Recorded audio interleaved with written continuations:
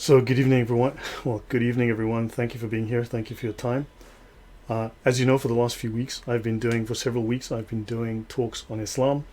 I've been utilizing what is known as the books of fiqh. We would all typically know this as the books of the Islamic law, the Islamic sacred law known as the Sharia. I have provided at all times all of my links, my references, all my sources so that everyone could check them for themselves. So, yeah, what I would like for you to do is please download the sources that I've made available. I'm going to share this here. Okay, so what I have here is the list of the sources that I'm going to be using tonight. Right, this has been pinned into the chat. So this document, I've provided a PDF with all the show slides, which you can download from Dropbox, and you can follow along if you want or watch it later. This is the main Islamic law resource that I will be utilizing. This is the most popular one in the world today. I'm going to be using the Brill Encyclopaedia of Islam. This is the index, volume 13. It acts like an index to the encyclopedia, but also has a dictionary, and I'm going to be using some other of these encyclopedia entries. And then I will be utilizing my OneNote link. This link has also been shared to everyone, and you will be able to follow along from here because I'll be utilizing one of my tabs here to go through the discussion from Islam's greatest scholar after Muhammad to go through the actual doctrine on lying. So briefly, I am Lloyd De Jongh. I'm South African. I live in Poland. I spent nearly 11 years living in the Middle East. I spent more than half of that time working in national security. I worked to protect national borders, national critical infrastructure, people and property from sabotage, malicious damage, as well as from attacks by groups like Al-Qaeda, ISIS, and potentially the Iranian Revolutionary Guard Corps, so well known as Quds Force, I believe.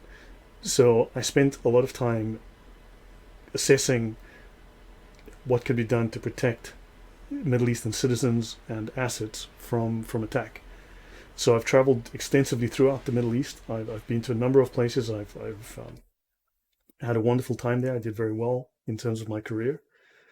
So it should be noted that I do not hate Muslims, and this question has come up often, and I need to reiterate. This is not about hating Muslims. This is simply about discussing the facts of Islam. Unfortunately, when you discuss religion, people's identity is bound up with it, and unfortunately, people then feel slighted because you're discussing their ideology and their doctrine. However, there's a lot of confusion because Islam has a very detailed doctrine of deceit and lying. Just like Eskimos have, 20 or 30 or 50 words for snow, Islam has a number of words for lying and deception within its lexicon and within its doctrines.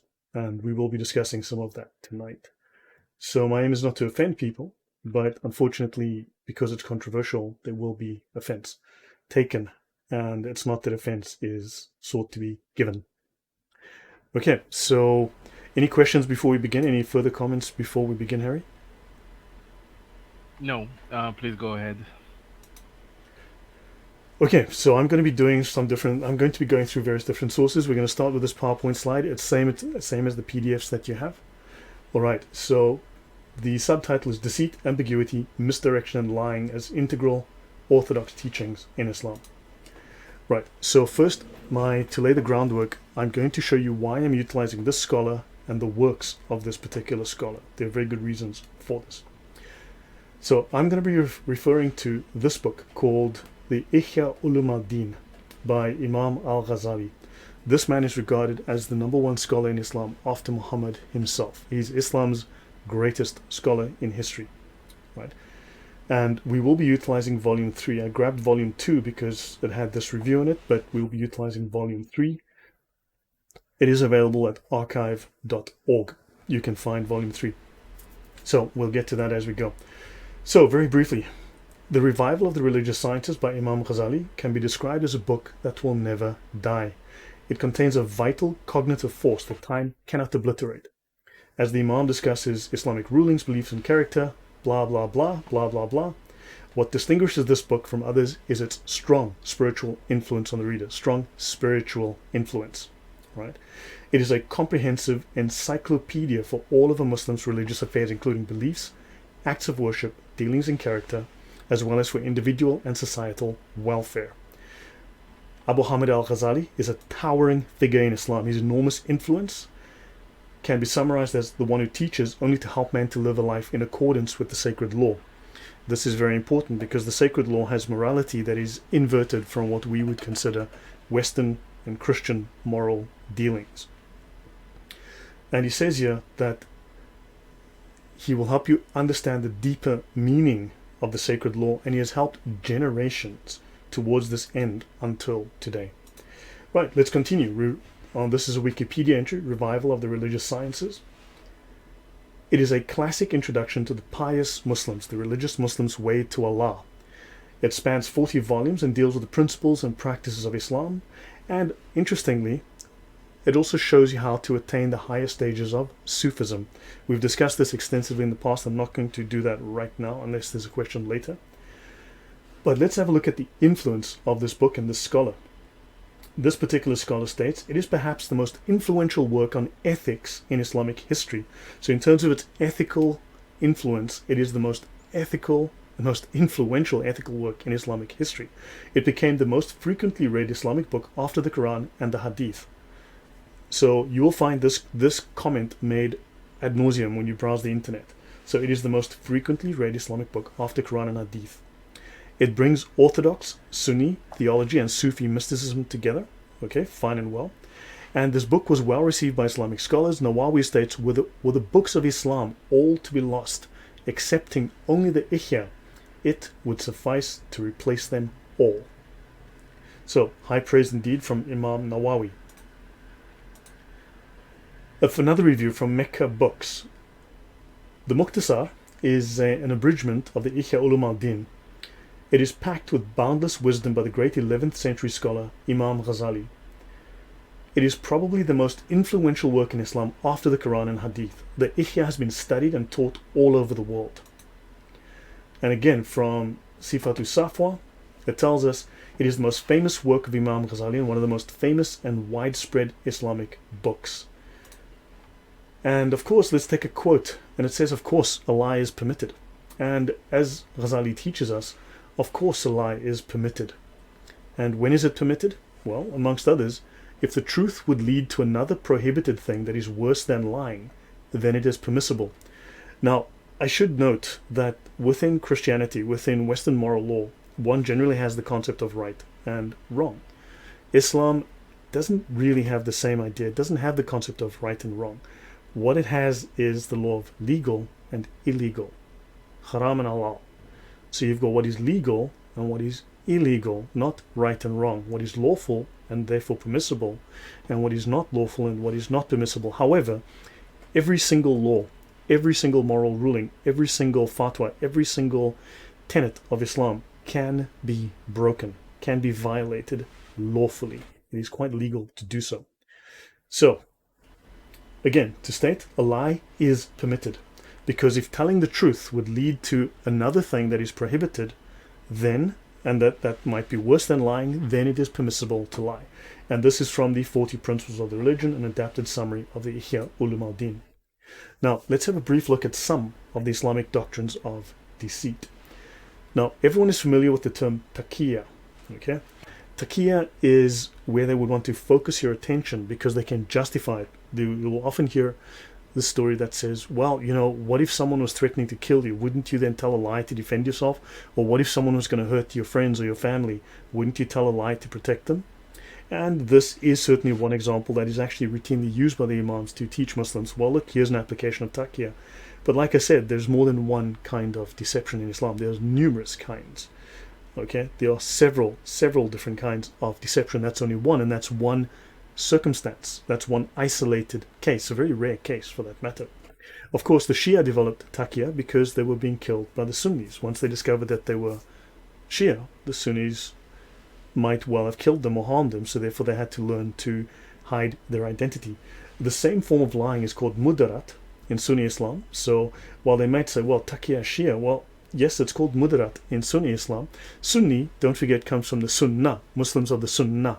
Now, when you quote the Sunnah, as we did on the last show that I did, Muslims were denying the Sunnah. It's interesting that Sunni Muslims deny the Sunnah when Sunni comes from Muslims of the Sunnah.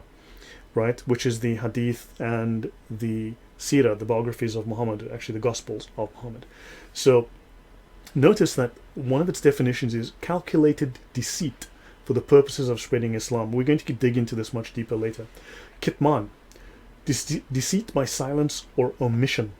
And interestingly, within Judaic law, if you read the Talmud, there's the statement that a half-truth is a whole lie.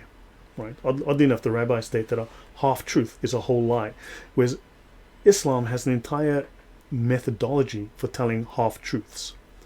So, lying by omission, an example would be when Muslim apologists quote only a fragment of the verse 532, that if anyone kills, it shall be as if he had killed all mankind, while neglecting to mention that the rest of the verse and the next mandate murder in undefined cases of corruption, technically meaning temptation away from Islam, and mischief, again, temptation away from Islam. Also, one should note that with 532, the next verse is about what we would call cruel and unusual punishment, which includes chopping off the hands and the feet from opposite sides, crucifixion, and so on. Now, also, the verse 532 states in the beginning very explicitly, it was ordained for the Jews. It was ordained for the people of Israel. So this is a law that Allah stated was specifically applied to the people of Israel. It comes from the Talmud Sanhedrin. Now, the next verse, 533, refers to the Muslims, and it says there that they need to, as I said, cruel and unusually punish people for violations, which includes trying to lead them away from Islam. Now, of course, Islam has an entire doctrine dedicated to taking people away from their religions, which is called dawah. Note also that the Quran says that 532 was stated by Allah. Quran 532 is taken, as I've shown in the past, in detail on this channel, on the show, from the Talmud.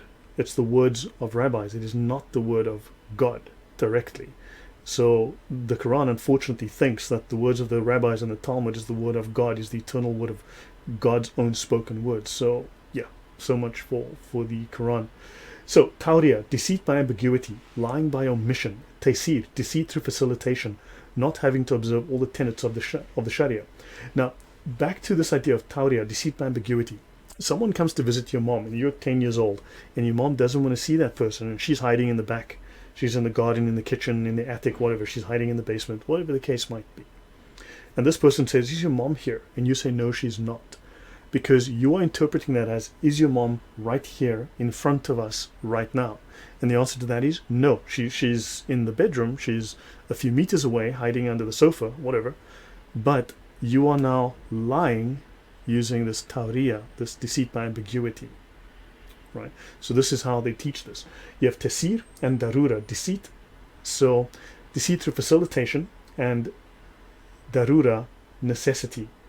Right? These are often termed ease and necessity. In other words, you can violate any of the tenets of Islam if there's a perceived need. I would call it a subjective perceived need. Then they speak of, so you can engage in something that is haram or forbidden. Then there's muruna, blending in, the temporary suspension of sharia, so that, for instance, migrants be moderate. And then, of course, the granddaddy of deception in Islam, the granddaddy of deceit within Islam, is called hiyal. This is something you've never heard of. Okay? It means it's legal trickery, right? Contortion, contrivance, device, subterfuge, legalistic trickery in Islamic jurisprudence. It allows the breaking of oaths, promises, contracts, and any and all Sharia law. So I'll continue. Let's talk about hiyal. Now, I'm going to go into more detail on all these later, but let's talk about hiyal, because this is the most important one. I'm going to utilize the Brill Encyclopaedia of Islam, and when we look up hiyal, it falls under tactics, military tactics. And of course, here's the word harb next to tactics, and harb means war. So it's a tactic of war. So it's a method of warfare, propaganda, and deceit. Subversion to defeat an enemy used during wartime. Well, since it's a standard practice, we can then infer, as we have shown in past shows, Islam is permanently at war with the rest of the world. Now, in military science, the plural form of adab is a synonym of hiyal, stratagems in war. So hiyal, legalistic trickery, is also a stratagem in war, a method of defeating an enemy in war. Adab is also important. Now, adab al-jadal In theology and law, a method of debating in which were discussed questions that were controversial. It was not a matter of finding the truth, but of convincing the opponent. Now, very interesting. So Muslims always say, well, let's have debate. Oh, let's debate. Because they have a very specific methodology of utilizing debate, which utilizes rhetoric in a deceitful, sophist manner. So it is rhetoric applied in a manner that uses sophistry to win. The whole purpose is to win. We'll be discussing this. Let's look at the Hiyal again within the Encyclopaedia of Islam. They speak here of artifices, devices, expedients, stratagems, the means of evading a thing. Many of you may well have had discussions or potentially even debates with Muslims, and they will never answer the question. They'll evade, they'll deflect, they'll move to something else. Because Hiyal is the skill of evading something and moving to something else. Right? These are tricks of beggars. And in law, Hiyal is circumventions of the law. To circumvent the law is a polite way of stating to break the law, to get around the law. So technically you are following the letter of the law, but you're breaking the spirit of the law, or you're just violating the law outright. These are legal devices, the use of legal means for extra-legal ends. Extra-legal means illegal ends, utilizing legal means to do illegal things. Now, these notes here, 123b, 3159b, and 3511a, these are references in volume 1 of the encyclopedia. This here will be 3510b, so this tells you where you can get more information on these concepts within the other copies of the Encyclopedia of Islam. Now notice in military science, with the synonym maqaid, and adab is a technical term for stratagems of war. Now adab is their method of debate, but it's also their stratagems of war. So again, it is warfare for them. It is considered, and all is fair in love and war. Now, I need to mention something called jihad bil lisan, jihad of the tongue, also known as jihad by the word or jihad al-kalam, which might also be spelled with K, jihad al-kalam. Let's have a look at a longer treatise within the encyclopedia. Adab al-Jadal became the technical term for the method of debating, not only in theology, right, and in jurisprudence, in which we discussed questions that were controversial between schools of law, but also in matters of jurisprudence and theology with non-Muslims. So it became their standard. So it was no more a matter of finding the truth, but of convincing the opponent. Again, we have this knowledge that the whole point of their method of debate is to convince, not to find truth. It's designed to win. They use lovely euphemisms to say what they want to say. So notice that adab also means sunnah, because Arabic words have multiple meanings. Sunnah, Sunnis follow the sunnah. It is the way. So it is the way of war. It is the way of Muhammad. It is the way that things are done. So this is the standard practice. Okay, you can look at Encyclopedia of Islam, volume 13 again for this. Now, let's have a look at Ilm al-Badi. Now, Lloyd, this fall... Yes, I'll pause. I just want, I'm sorry for interrupting you. I just Sure. want to bring to your attention that your friend Adam is here. Adam, welcome. Hey, man, good to see you. Thanks for coming. Hi, brother. Thank you so very much. And Thanks. so nice to be here. You're early. Thanks very Welcome. much. Yeah, okay. So, Adam, if you want to jump in, just raise your hand, and of course you can jump in. But yeah, so I'll leave it up to you. But so He let me doesn't continue. have to raise.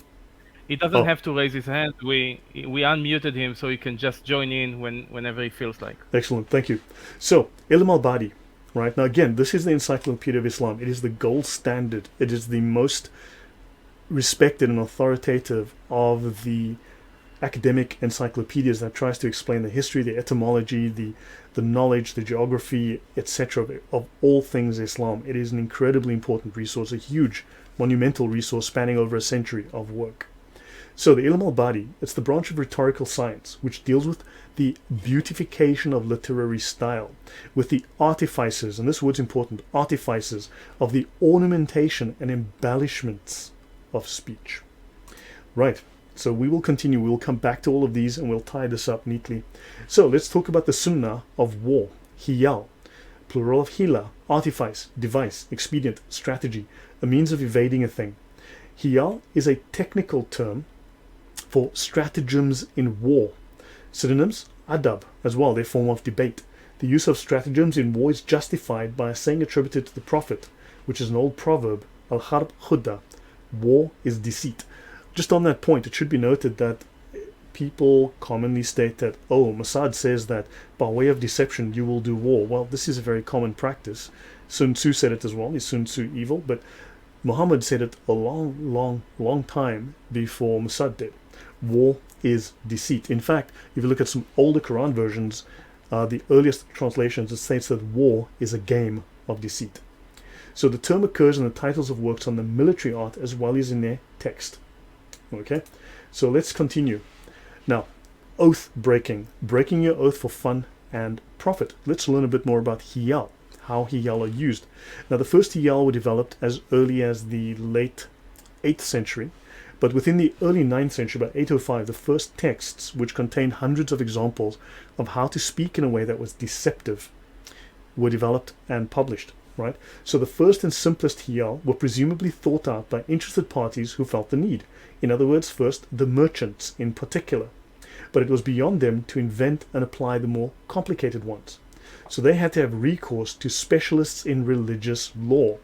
And the specialists in religious law, the imams, did not hesitate to supply the need for methods to deceive people using deceptive rhetorical language.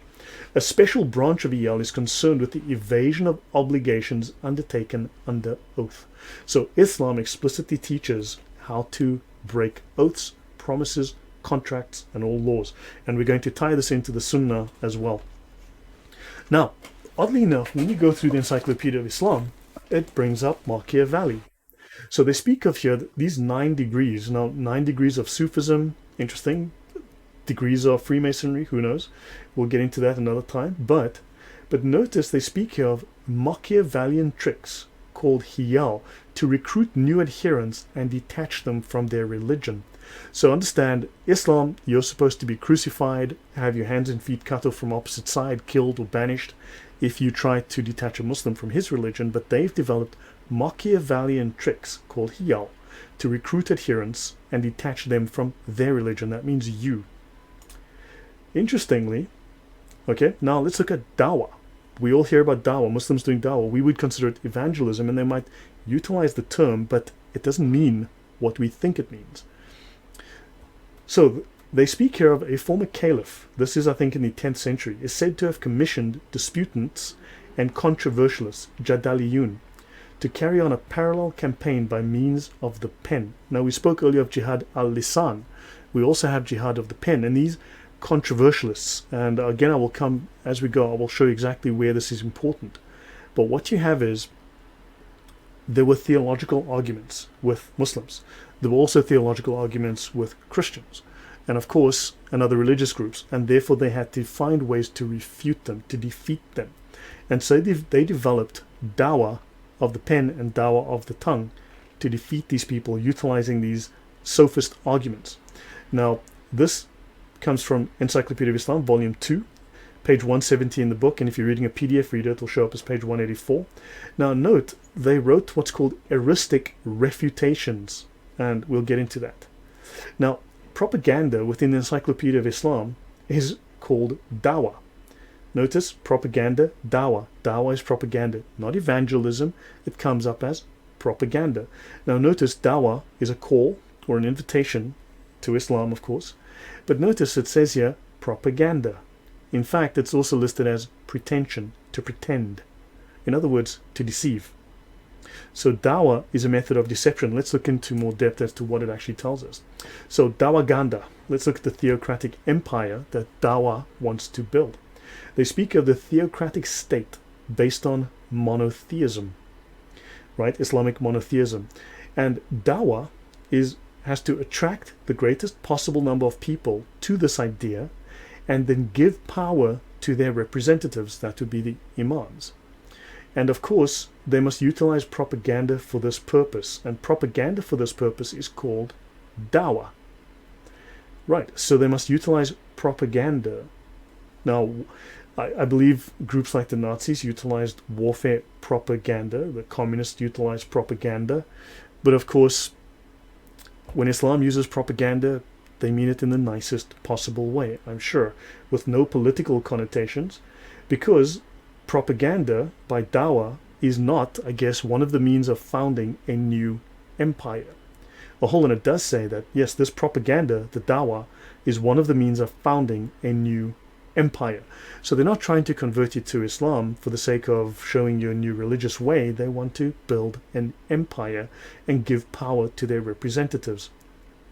They speak of the Abbasid dawah, which was, strictly speaking, propaganda for the Prophet's family. Adam, do you want to say anything? Otherwise, you can jump in anytime. I'll just continue then. Yes, brother, please carry on. You are doing an awesome job already. So please be my guest. Thanks.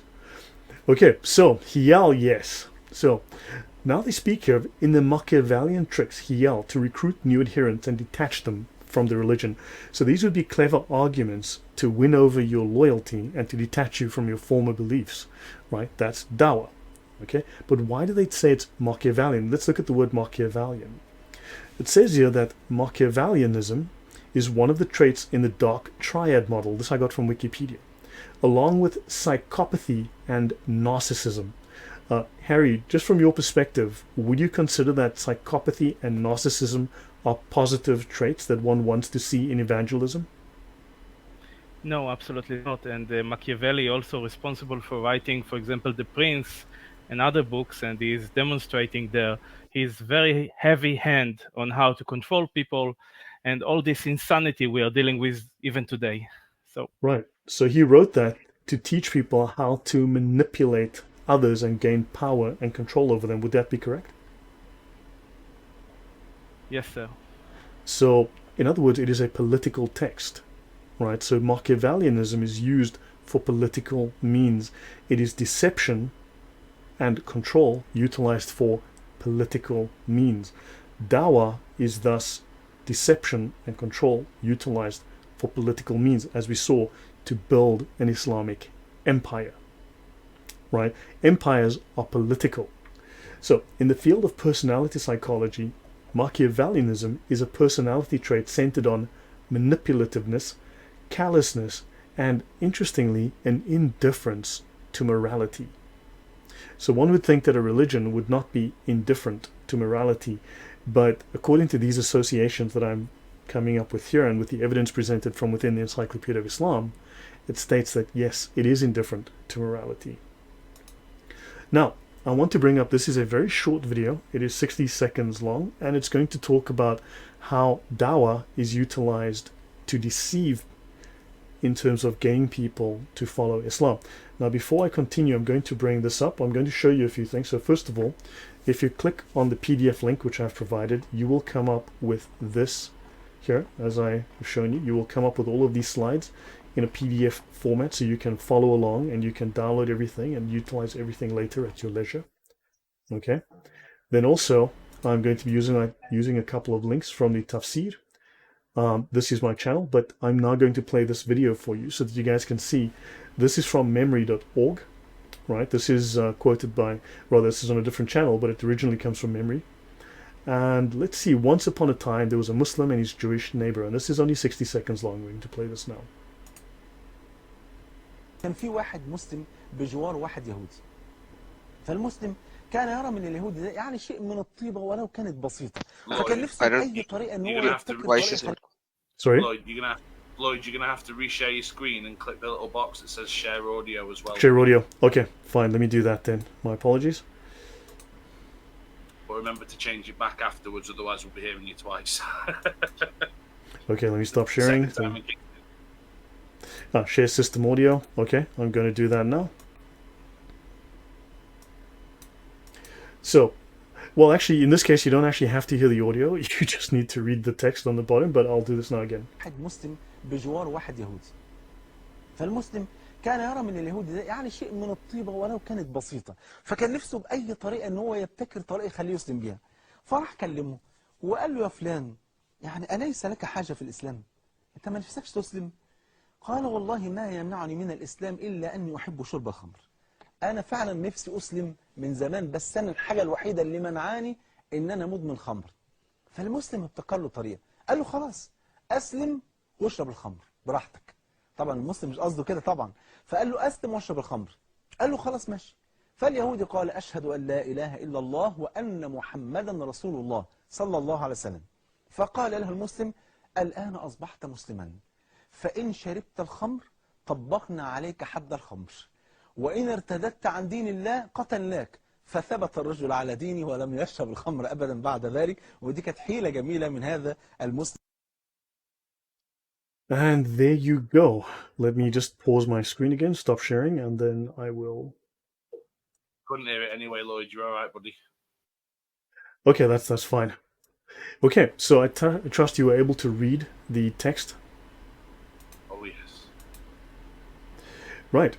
So there you could see that they were finding it amusing how they deceived someone utilizing dawah. They lied to a Jewish man that he could drink alcohol after his conversion, and then when he converted by saying the Shahada, of course, suddenly they told him, well, if you leave Islam, we will kill you, and you cannot drink Islam, or you cannot drink in Islam, you're no longer allowed to touch alcohol, or we will punish you according to the Sharia law. So this is an example of an imam on television gloating over how they deceived someone. This is not ethical, this is not moral, and this tells us that there is no, at least it doesn't follow Western moral standards, and there is no attachment to what we would consider moral behavior. Is that clear? Any questions? Harry, your thoughts on that? I can't ignore his very beautiful and nice smile. I think that's all I care about in this video. I see no problem here. Okay. كان في واحد Understood. Your sarcasm better, Harry. Yeah, I may add a few things over here because now I think it's the right time. Islam talks about jihad. The jihad, the meaning of jihad is struggle. Okay, so most of the people actually think that jihad just means fighting, but jihad means struggle. And Muhammad describes in multiple sunnah that there are three types of jihad. Jihad bil lisan, which means the jihad of the tongue. Jihad bil yaday or bil lisan, depending on which hadith you will see. Bil shamshir is like the sword or the hand. And jihad bin nafs, the struggle of your inner self or spirit. So when you are giving dawah, you are actually doing a jihad bil lisan to the people, with the people. And Muhammad said the war is deceit. You can just search on Google and you will get multiple links from Islam Web and etc., which will show you multiple ahadiths on this, that jihad is a deceit. And it says in Sahih Bukhari 3029 and Sahih Muslim 58 as well, that jihad is deceit. And in deceit, every kind of betrayal is acceptable. If I may be able to share my screen, I think. Adam, maybe you can say a few words about your background, if you're okay with that. Yeah, sure. I'm a ex-Muslim, Sunni ex-Muslim. I come from a Sayyid family, which means that our lineage can be traced back according to the Shajra and Nasb of ours, to the lineage of Muhammad. I have been a very devout Muslim for almost 40 years of my life. Then I became an agnostic, and now I am a follower of Christ. Praise Lord for that. I am a follower of Christ for almost 2.5 years. That's the shortest possible way for myself to be explained who I am. Thank you. So yeah, this is the islamqa.info, fatwa number 10138. It says, yet despite this commandment of betrayal, Islam allows deception in war in order to attain victory. Al-Nawawi said, the scholars agreed that it is permissible to deceive the kuffar in war in any way possible. In any way possible. What's the kuffar? Kuffar are the people who are non-Muslims, who do kufr. Kufr simply comes in, all of you. Yeah, kufr simply comes into play when you say that The one who has denied Allah and his messenger. The simplest answer is the one who denies Allah and messenger. He's a kafir, and the kafir comes from kufr. Kuffar is the plural of kafir. Okay, except if that would mean breaking the terms of treaty or trust, in which case it is not permissible. Once again, we will see that it is also permissible in those kind of things. So then it goes into giving you multiple hadiths where multiple times Muhammad had during his time as well, and later on rejected or deceived the people. So that's the reality, guys. It's that's how it is, brother. And I don't even know Wow. how to unshare my screen. How do I unshare my screen? Can somebody guide me on that? Click the This is my share first screen time button on again. Telegram. Bottom left, Okay, in the middle, in the yeah. stop sharing. All right, thank you. Right. Yeah, thanks. I didn't even know that, Adam. That was news to me as well. That quote was new to me. Wow. Yeah. So I understand that there were numerous references, and so Adam knows much more about the Sunnah than I do. Far more knowledgeable of the Sunnah. I know the Sharia very well, but Adam ties it into the Sunnah in a way that would take me years to learn, or take me hours and hours of research to do. So he knows it very well, and he can show you the one-to-one correlation from Quran and Sunnah to the Sharia, to the Islamic law. So yeah, so back to Machiavellian, right? And jump in anytime you find that you have something to say, please, Adam. And thanks for that. So Machiavellian is using clever but dishonest methods that deceive people so that you can win power or control, right? And here we've got sly and devious, calculating, crafty, cunning, calculating. Okay, so those are words that are related to the concept of being Machiavellian. Let's continue. Now, for instance, Islam would allow what we would call permissible war crimes. So this is Sahih Muslim, book 32, Hadith 3, also known as Hadith 1731a, also known book 19, Hadith 4294, related to Quran verse 929. Now notice here how they speak about breaking an oath. This is an example of that. So when you lay siege to a fort and the besieged appeal to you for protection in the name of Allah and His Prophet, do not accord them the guarantee of Allah and His Prophet. Do not promise that, yes, on the name of Allah and Muhammad, I guarantee you safety, you can surrender in peace. They say, do not do this. Accord them your own guarantee and the guarantee of your companions. It is a lesser sin that the security given, the promise that you make to these people that they can surrender safely, it is a lesser sin that the security given by you or your companions be disregarded than that the security granted in the name of Allah and His Prophet be violated. When you besiege a fort and the besieged want you to let them out in accordance with Allah's command, do not let them come out in accordance with Allah's command, but do so at your own command.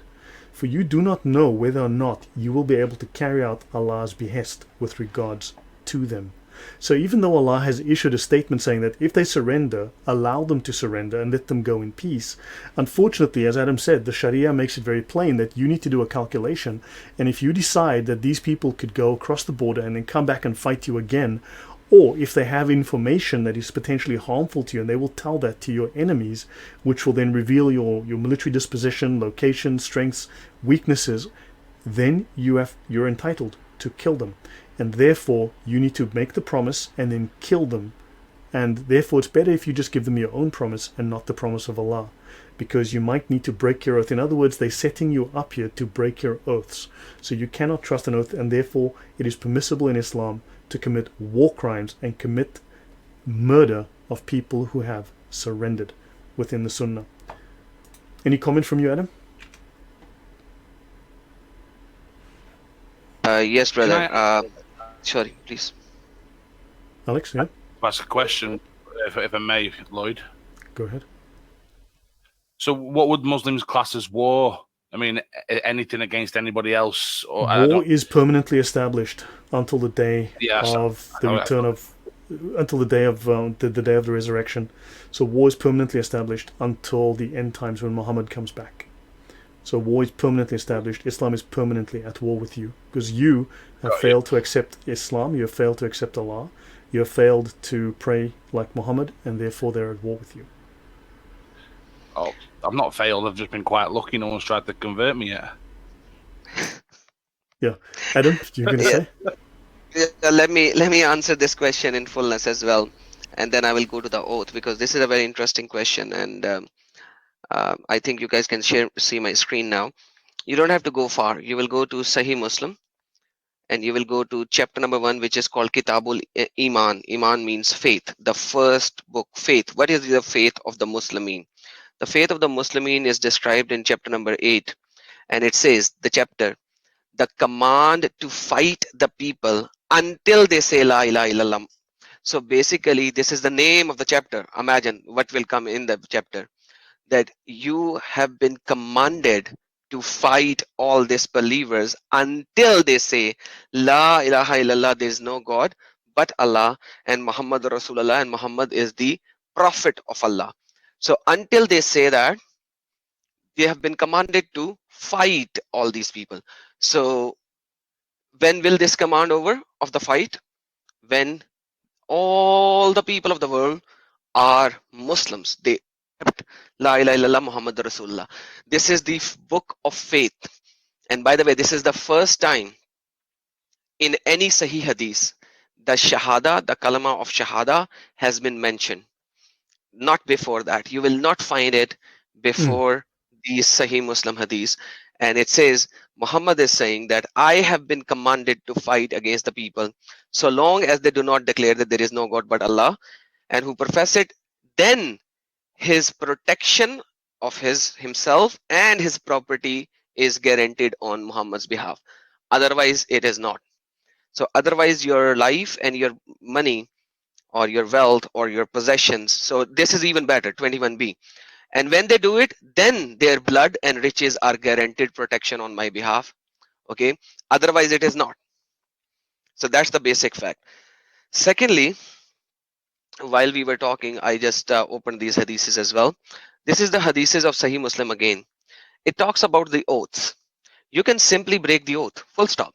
Muhammad said that it is narrated, Sunan Ibn Majah 2108, and this is very daif hadith, as always. You know, we can't show Sahih hadiths because they will say that nothing is Sahih. But anyhow, it says that whoever swears an oath means who swears by Allah, you know, swears an oath, then sees that something else is better than it, then let him do which is better and offer expiration of what he swore about. So swearing in Islam is a piece of cake. You swear an oath and then you see something better, you go do that. A couple of examples that I'm... Sorry? Not much of a promise, is it, if you can just break it after you've said it? Correct. Exactly. And then this is Sahih Bukhari, and it gives you a particular narration of what happened, that Muhammad himself swore an oath, broke an oath. So a person went to Prophet, okay, and then Prophet said that then we stayed as long as Allah wished, and Prophet said by Allah. So he swore by Allah. So he swore like by God, by his God. He swore, I will not provide you with mounts, and I haven't got anything to mount you on. Okay. Muhammad said, I will not provide you with mounts. Okay. He swore by Allah. Then what he did was later, stayed with Allah Messenger, and then there were very nice looking she camel were brought to him, and he made us ride them. When we left, we or some of us said, by Allah, we will not be blessed, as we came to the Prophet asking him for mounts, and he swore that he would not give us any mount, but then he did give us the mounts. So let us go back to the Prophet and remind him of his oath. When we returned to him and reminded him of the fact, he said, I did not give you mounts, but it was Allah who gave you. By Allah, Allah willing, if I ever take an oath to do something and then I find something else than the first one, I will make expiration of my oath and do the thing which is better. So, Prophet of Islam swore by Allah, and then he broke his swear, and then the people came and telling him, hey Muhammad, what did you do? You broke an oath. He's like, doesn't matter. I find something better. Allah made me break the oath, so be it. Bye bye. We see it in Sahih Muslim 1650. A person sat late in the night with the Allah apostle and then came to his family and found his children had gone to sleep. His wife brought him food, but he took an oath that he would not eat because of his children going to sleep without food, whatever. Without my children, I will not eat. That's what he swore. He then gave precedence of breaking his vow and ate the food. He then came to Allah Messenger and made mention to him, whereupon Allah Messenger said, he who took an oath and later found something better than what should do and expiate of the breaking of his oath. So you can break, you can take an oath, you find something better, go break it. This is not just hadiths, it's Quran. Quran says in Surah Al-Ma'idah, chapter number 5, verse number 89, Allah will not call you to account for your thoughtless oaths. What are thoughtless oaths? You need to realize this fact. What oath is a thoughtless oath, or what oath is not a very significant oath? Right? Oaths, by So definition, basically, are critically important. yeah, the billaghwi, like anything which is uttered out of your mouth suddenly as an oath. Allah will not take you accountable for that, because this says thoughtless. Let's just see some other translations, because you know, it's this is very, very important, because you can just say an oath and then you just forget about it, you know. Let's see. And talk in vocabulary of your oath. Like suddenly if you take an oath, okay, idle talk oath, right? What is not countable from among your oath, like whatever, like unintentional in your oath. Billaghwi, like suddenly you just said something, you know, that you speak unintentionally as an oath. So basic in reality, if you look at the situation, Allah in Quran, and then you go into the tafsir and you will see so many unintentional oaths and all. So especially when the war is deceit. Now war is already deceit, as I have shown you. In the war, if a person takes an oath, do you think it will be accounted by Allah and Muhammad? No. No. Because war by default is deceit. And then even if you are not in a war, you are talking to your wife, you're talking to your children, you're talking to some other guy, and it's not a very big oath, you know. I will not give you saddle to sit. I will not give you this, but I did give you. So in war, you can just simply break it. In a normal situation, you can still break it. So which situations are there when you cannot break it?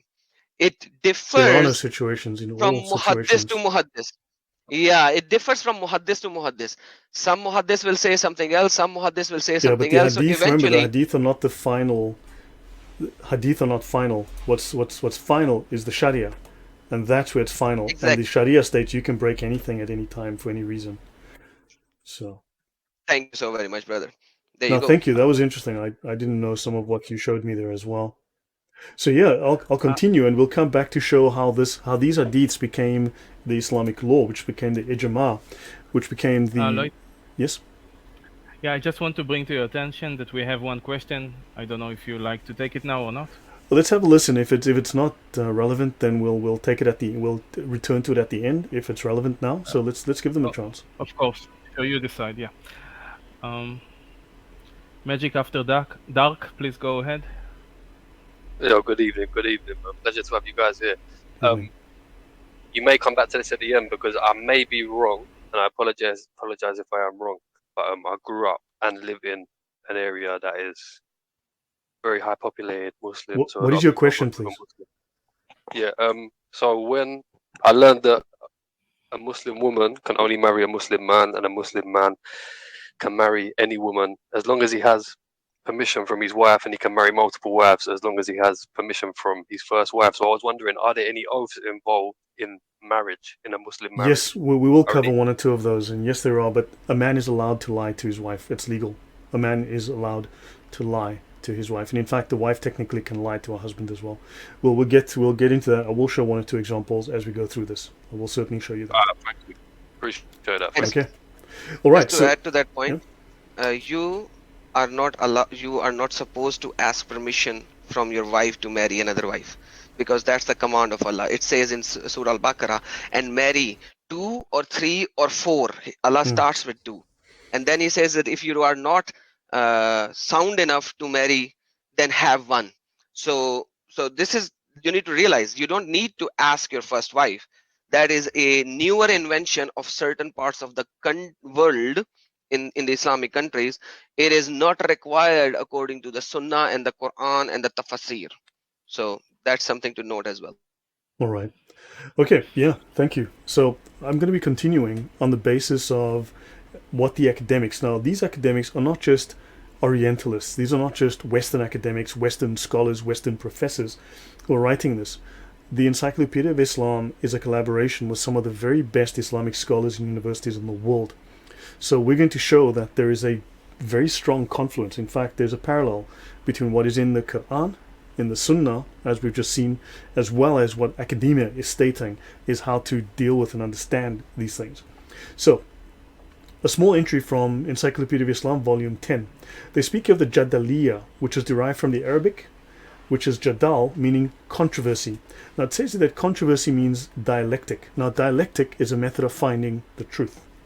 Now, they speak of the dialectical method is a discourse between 2 or more people holding differing points of view about a subject, but wishing to establish the truth through reasoned argumentation. However, what is interesting, they drop in this little note here. This is contrasted with eristic, which refers to an argument that aims to successfully dispute another's argument rather than searching for truth. So very interesting that they drop this in, because again, this is about disputation, which will allow them to win, not to find truth, not to find what is the actual facts of the matter, but how do we win? How do we persuade, convince? So, in the original Republic by Plato, he makes a distinction between dialectic and eristic. As he states, the former, dialectic, is an argument made in good faith with the goal of apprehending or finding the truth, whereas eristic is argument as performance with the goal of tearing down one's opponent. Now, Harry, remember the discussion that we had with Zubaydah al-Arabiya and this other strange guy, what was his name? Hans Gruber. Do you think they were looking at dialectic or eristic? Was that performance looking to tear me down? Yes, the latter. Right. So understand that Islam clearly falls on the side of this performance, this emotional performance designed to win.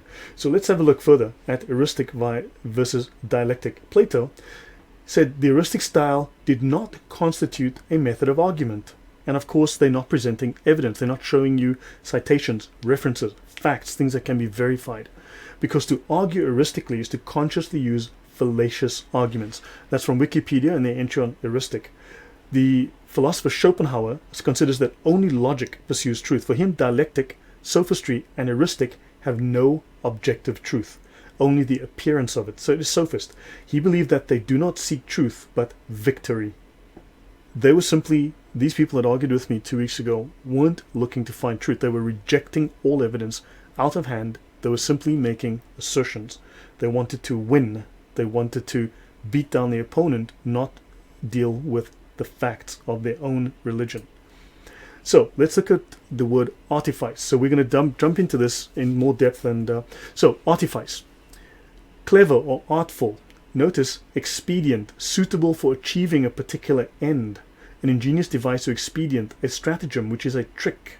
It is false or insincere behavior. False or insincere behavior. Let's have a look further. Artifice, different dictionary, the Free Dictionary.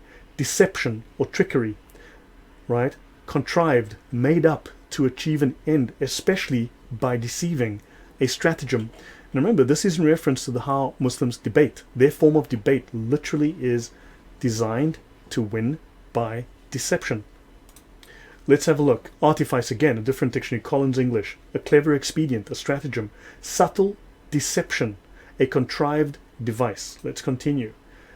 Random House, Kerneman Webster's College Dictionary. Clever trick, stratagem, trickery, guile, craftiness, contrivance, or expedient.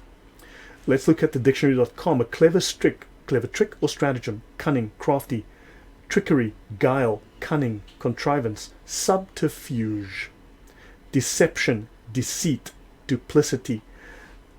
Are we determining that this is all about lying and deception rather than honesty, rather than trying to find truth? Because all of these meanings more than hint, they explicitly state this is about lying and deceiving. Let's have a look. Artifice, Cambridge Dictionary, a clever trick or something intended to deceive. Let's look at their related words and phrases. They have lies, lying and hypocrisy. And not my words, there's a crock of shit, a pack of lies, bad faith, falsification, fiction, to stretch the truth, weasel words, whopper, to perjure, that is to lie under oath, myth. So these are the dictionary definitions for what the Encyclopaedia of Islam, the gold standard in Islamic academic knowledge, says that Islamic truth, right, that Islamic debate utilizes falsehood to win. So this is the book we're dealing with, Revival of Religious Learnings, Imam Ghazali's Ihya Ulum al-Din. So go to archive.org to get the 4 volumes, and volume 3 has the Islamic Doctrine on Lying. About the book. It says here, Imam Abu Hamid al-Ghazali is unquestionably the greatest theologian of Islam. So they're very bold about it. So now we've established the bona fides of his book, of his work. Let's look at the man himself.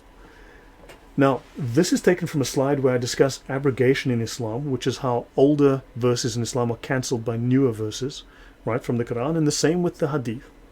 And where the scholars actually discuss how abrogation, that Allah was forced to abrogate various Quran verses because Muhammad made errors in his understanding of the Quran. But notice what they say here, that Ghazali is he's highly acclaimed by his contemporaries, and he was the only Muslim in history to be called the Hujjat al-Islam, which translates variously as Islam's foremost authority, but most explicitly means he is the proof of the religion. He is the proof of Islam, its decisive argument, his most known surname. He was a mujaddid, a renewer of the faith, and according to prophetic hadith by Muhammad himself, a mujaddid appears once every 100 years to restore the faith of the ummah.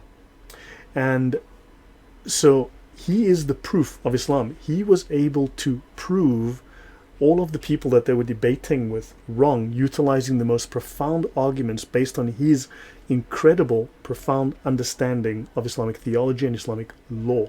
He apparently has never lost an argument. He was considered a genius. Notice that it says here, he refuted the philosophy of Ibn Sina and demonstrated that Aristotelian ethics is incompatible with Islamic ethics. So Aristotle was, of course, someone who liked logic, and he stated that Islamic ethics and Aristotelian ethics don't mix and match. So I'm not going to go into further detail on that.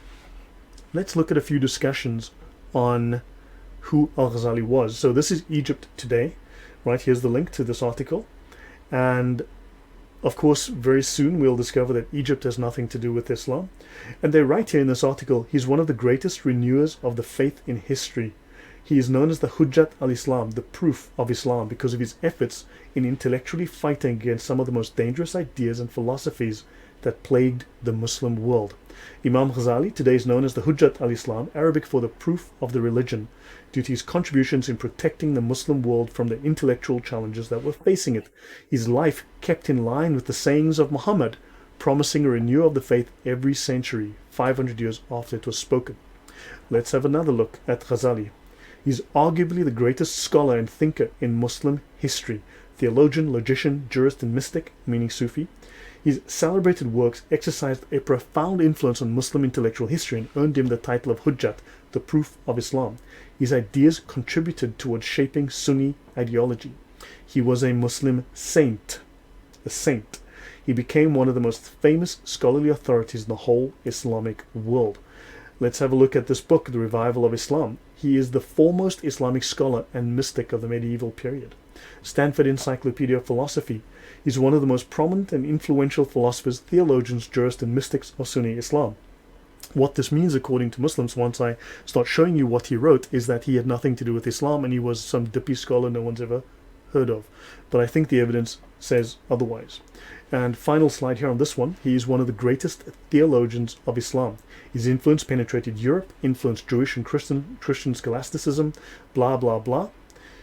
Al-Ghazali, 900 years later, and still relevant. By Farah Jassid, contributor, and this I quote is HuffPost of all things. Al-Ghazali is acclaimed as the most influential Muslim after the Prophet Muhammad. His work shaped how generations of Muslims would understand their religion. So let's have a look at what he wrote. So we're going to switch now to, we're going to discuss obligatory and permissible lying in reliance of the traveler and the tools of the worshipper. Right? And we're going to go to page 744 on a chapter titled Permissible Lying. And we're going to start with, just prior to that, section R 7.0, giving directions to someone who wants to do wrong. Then we'll touch on permissible lying. And here's a little quote from the section that says, talks about strictness. Azima. As opposed to the above mentioned dispensations or rukhsa, strictness is to forego lying in every case where it is not legally obligatory. So if you're being a strict Muslim, don't lie unless it is legally obligatory. But of course they mention rukhsa, which is dispensation, which is where you're not being strict. In other words, you can lie under these doctrinal conditions even when it is not legally obligatory. Now, which religion do we know of except Islam that teaches that it is obligatory, legally obligatory to lie? Understand? So this is what is in Islamic law. So, and then I'll mention one last thing before I switch to the reliance. They speak here of, in book 019.0, Justice, in the book of Justice, they mention here examples of breaking oaths. If one swears, I will not eat this wheat, but then you make it into flour or bread and then you eat it, you haven't broken your oath. You've still eaten the wheat, but you see, you didn't eat it as wheat. So therefore you didn't break it, but you ate all of it. There's nothing left, but you didn't break your oath because you didn't eat the wheat. That is semantics. That is dishonesty. Let's look at 019.5. When a person's swearing an oath, and this is the Islamic law, the Islamic sacred law, when a person's swearing an oath about something in the future, affirming or denying that it will occur, includes the expression inshallah, if Allah wills, and this is a very popular saying, inshallah. Before finishing the oath is not broken in any event if he intends to provide for exceptions. So in other words, there is not a single thing that a Muslim cannot break. There is no oath, there is no law, there is no promise, there is no contract, there is no agreement. If he says inshallah, he can then, if he intends to provide for exceptions, meaning that he's stating, well look, maybe I won't be able to keep my promise, if I break it, it's all good because I said inshallah. Any comments or questions before I go on? Yeah, just to let people know what inshallah means. Inshallah simply means if Allah wills.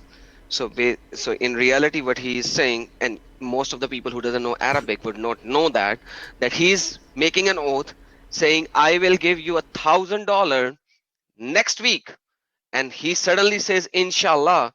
Make sure that that's not an oath now, because he said if Allah wills, and then, oh, I was not able to give you because Allah did not will it for me to give it.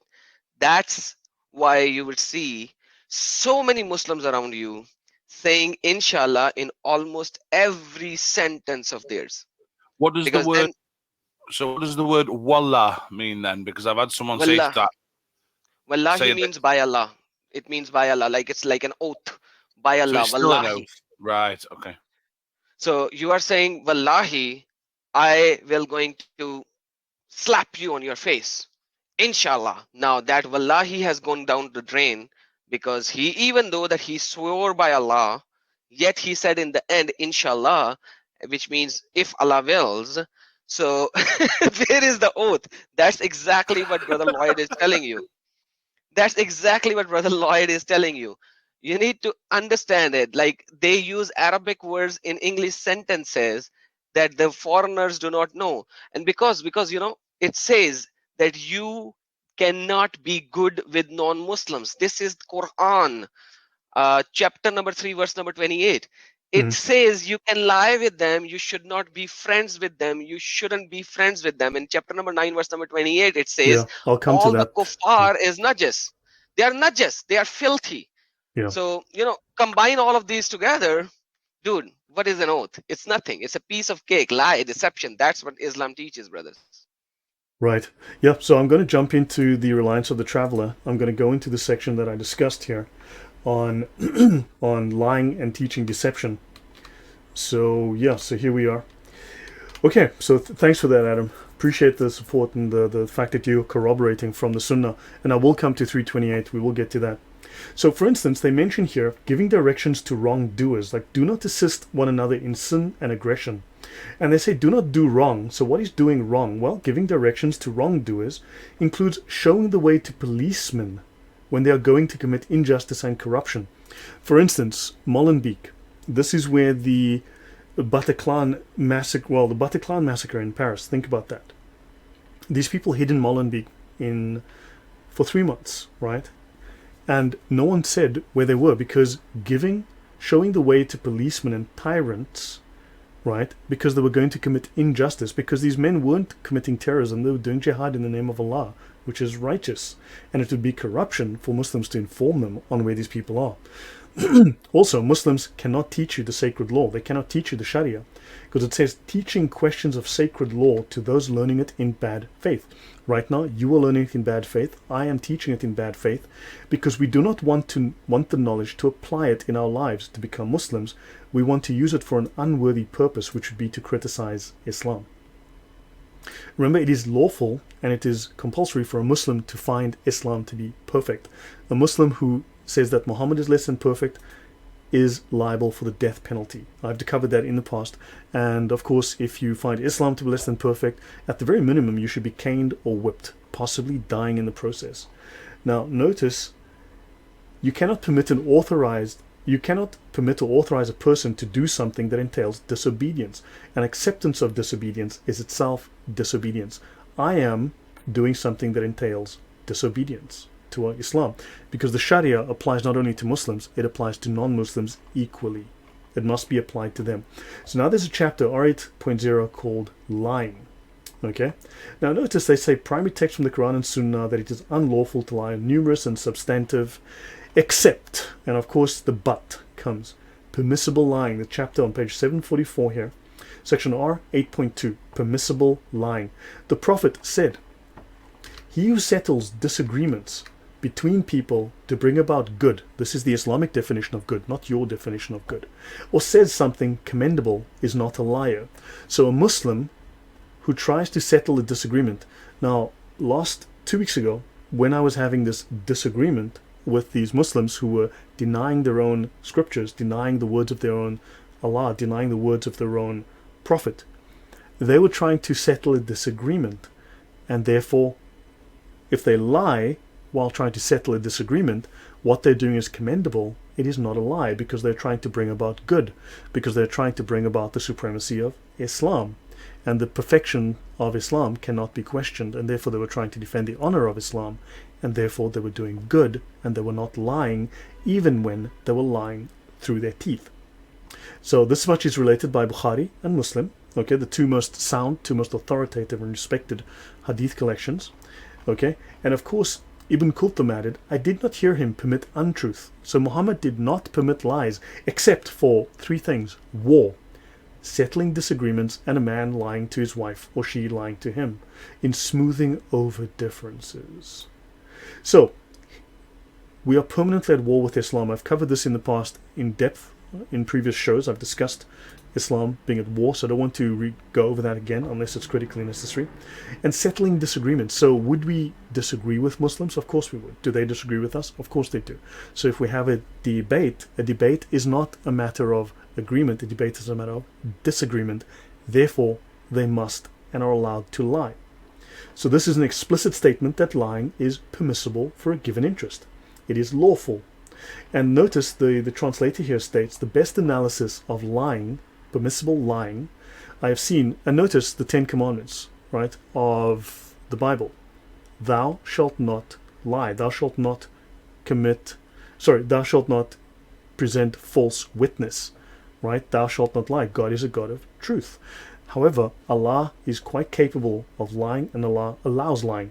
So it says here, Ghazali, he mentions the best analysis I have seen is by Imam Abu Hamid al-Ghazali, whom we've just discussed. Speaking is a means to achieve objectives. Now, objectives is a military term. Islam's at war.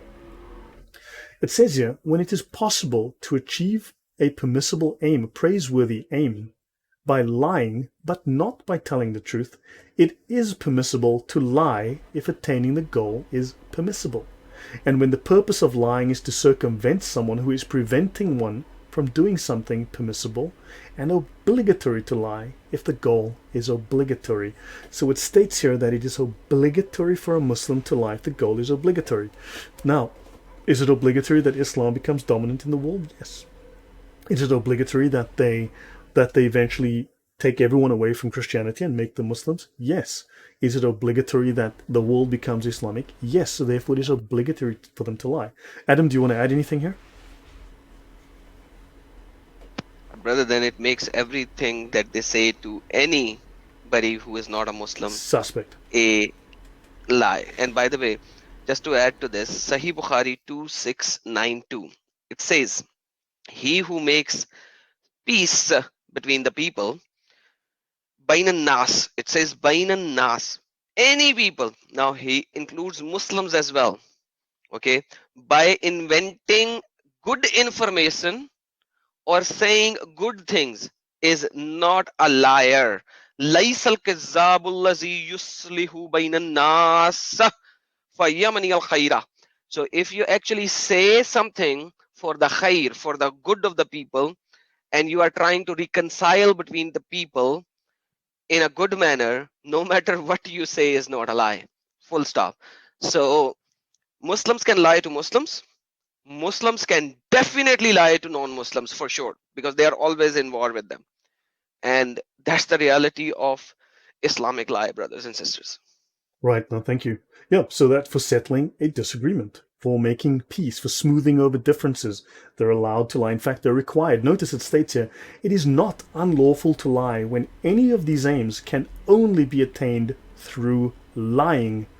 It is religiously, though, they do say, more precautionary to employ words that give a misleading impression. Harry, well, what is a misleading impression? Would that be a deception or a subterfuge or a lie? Yes. I actually would like to ask a question, if I may. Sure. It's for Adam. In your 40 years as a Muslim, did you actually practice lying as part of your religion? Brother, I've been giving dawah. I have been living inside the mosques for extended amount of days and going to house. What do you think? I hope I answered the question. Yeah. Unfortunately, yes. Yeah, let's go on. So remember, this is the most popular Islamic law manual in the world. Okay, it's not the most detailed, but it is the most popular compendium. It's a single volume compendium. It's a little bit of everything. And we're going to go into the book that it is drawing from. We're going to read from that itself. Okay? Now, notice it continues. The outward meaning of the words deceives the hearer. That's what they mean by employ words that give a misleading impression. The outward meaning deceives the hearer. Okay? So understand, you can give words that deceives the hearer. And they don't state if the hearer is a Muslim or a non-Muslim, just deceives the hearer. That's all they refer to. So one should compare the bad consequences entailed by lying to those entailed by telling the truth. And if the consequences of telling the truth are more damaging, you are entitled to lie. Now, this book is sold to millions. It is 900 years old. It's become the most popular Islamic law manual in the world. And understand, we are quoting Ghazali in the most popular book in Islam, the most popular spiritual book in Islam after the Quran and Hadith themselves. So this is the most popular Islamic spiritual book written after the Quran itself. And it is telling you explicitly to lie, how to lie, and when to lie, and that there's no prohibition on lying, because in theory there is, in practice no. They mention your strictness. Forgo lying in every case where it is not legally obligatory, and this tells us there are cases where it is legally obligatory to lie. You are required to lie. So I'm going to finish up with just the last few points here. They have a section are 10. Giving a misleading impression. They actually speak about how to give. They teach you how to give a misleading impression. They tell you it is a kind of deception. So your words deceive. Okay, for instance, is so-and-so here? To which the householder, intending the space between himself and the questioner rather than the space inside the house, replies, he is not here. So they teach you how to lie. Scholars say that there's no harm in giving a misleading impression if required by an interest countenanced by sacred law. So in other words, Islamic sacred law, the Sharia, teaches lying, obligates lying. That is more important than not misleading the person addressed. So you have to ask yourself, do I need to lie right now? Oh yeah, probably do. Or maybe I should lie just to be on the safe side. Because telling the truth might lead to trouble, so let's lie just to be safe. Or if there's a pressing need which would not otherwise be fulfilled except through lying. So in other words, when in doubt, lie. I'm going to jump ahead a little bit. Okay, so I can finish this and then we'll go to the actual Ihya Ulum al-Din itself. So we've spoken about that. Okay, then I'll go here. Okay, so that is done. So I've finished that. Any comments or questions, Adam, before I move on to the Ihya Ulum al-Din itself? No, brother, carry on. God bless you. And yes, I do not think of any reason where you cannot lie in Islam, especially with the non-Muslims. And when you go into, I think if you go into the classes where they teach you how to go and give dawah, as the previous questions was asked, they actually give you the hadiths of Sahih Muslim, Sahih Bukhari, to show that if required, you can lie to bring them to mosque to begin with. Okay, you can offer prayer in the house to begin with, right? But Muhammad said, even if you're a blind man and you can't go to the mosque, you have to have a rope from your house to your mosque so that you will use the rope to reach to your mosque 5 times a day. But then again, when you go to their houses and try to make them to say at least offer prayer, come to the mosque whenever you can, they'll just whenever you can, if Allah wills, and they'll add these kind of things. So it's a religion based on lies, guys, quite frankly. And they lie because they want to exalt Allah and Muhammad and bring the people to Islam. And that's the reality. Right. Sadly. So yeah, I'll continue with this and I'll get to the Ihya now. So let's have a look at Sahih Bukhari. Right. Adam's already mentioned this. If you take an oath and later on you find something that is better, expiate your oath and do what is better. So break your oath, say you're sorry to Allah, and then do what is better. So if you go to Quranics.com down in the bottom and you do a search in their search bar on Quranics.com for expiate oath, you're going to find several of these. You'll find at least 10 or more that will tell you that yes, you're allowed to break your oath. It's part of the Sunnah. It is definitely part of Islam. Here you got Sahih Muslim as well. So you had Sahih Bukhari, now you've got Sahih Muslim. Do the better thing. Break your oath. It's fine. Now, let's have a look at something called liyan. This is a very uncommon, very well. I learned this from one of the guys is actually in the audience right now. Sent me this. I'd noticed it, but it never clicked until he showed it to me, and then I was like, yeah, that suddenly it made sense. So thanks for that. Liyan, cursing, oath of imprecation. In law, the oath which gives a husband the possibility of accusing his wife of adultery without legal proof. So you're allowed as a Muslim man to accuse your wife of adultery without legal proof, and therefore you are not liable to the punishment prescribed for lying to the judge. Because if you accuse your wife, according to Islamic law, if you accuse your wife of adultery and you're wrong, you are liable for punishment. But now here there's an out. Every single ruling in Islam has an out clause. And the possibility of also denying the paternity of a child born by his wife. So you can deny the fathering of a child by your wife. It frees the husband and wife from the legal punishment. Fantastic. Now notice this is in the Encyclopaedia of Islam. You're looking at Encyclopaedia, volume 13. And so let's see if this has a precedent within the Sunnah itself. And it says here, A man accused his wife of committing illegal sexual intercourse. The Prophet made them both take the oath of li'an, and he separated them by divorce. So in other words, there was no such illegal sexual intercourse.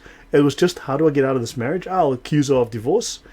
Okay, and she, whatever, they go along, and Bob's your uncle. Done. Sahih Bukhari, volume 7, book 63, hadith 226. Let's look at a second example.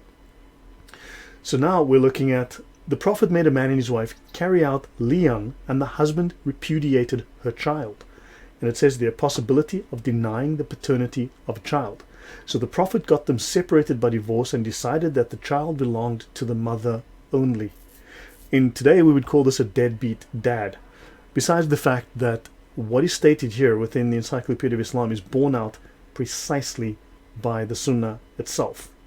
Okay, and I've got to mention here, the li'an occurs in the Quran, in Quran chapter 24, verses 6 to 9. And of course, you've got in Quran 328, Tafsir Ibn Kathir. I will go to that now, Tafsir Ibn Kathir, just to mention that, because Adam mentioned it earlier. This is in regards to this verse. O you who believe, take not my enemies and your enemies as friends. Right? Do not take the Christians and the Jews, because the verse states, you who believe, you who are Muslims, do not take Christians and Jews as friends, because if you become their friend, you are one of them, and you then become an enemy of the Muslims. And this is Tafsir Ibn Kathir. He's now providing exegesis of that verse. O you who believe, take not the Jews and the Christians as friends. I wonder who he's talking about, Jews and Christians. Who knows who he could be talking about. They are the friends of each other. Okay, and then he says, notice it says here, Al-Bukhari recorded that Abu Darda said, we smile in the face of some people, although our hearts curse them. Al-Bukhari said that Al-Hasan said, the taqiyya is allowed until the day of resurrection.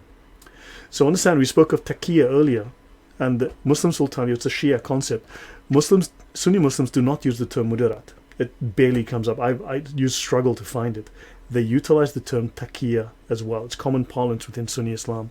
And in fact, here it's by one of the greatest exegetes of Islam, one of the greatest scholars of Islam, that taqiyya is allowed until the day of resurrection. In other words, deception is allowed until the end of time. There is no time limit. So it is always permissible according to this. And I want to bring up one thing I've got here. Asrar. This is the tafsir of Quran 68:1. I'm not going to go into depth on this, but this is something worth noting when they speak of, and we've spoken of it before, the Sufis. But the Pir of the Tariqah, that's a Sufi school, and the head of the Sufi school, the elder, Pir is the elder, says, "O Allah, no matter how sinful we are, you are forgiving. No matter how ugly our deeds, you are the concealer." So no matter how ugly your deeds, you are the concealer. And we're going to see this later on. This will play out again later. And it says here that Allah will pass over our disloyal acts. So Allah will, and of course this comment on the inkwell, I'm going to forgo this right now on the inkwell, but this is a very interesting reference. The Rosicrucians allude to this story with the inkwell, as well as, oddly enough, Martin Luther. But yeah, there may be some relevance there, or there may not. I can discuss that another time.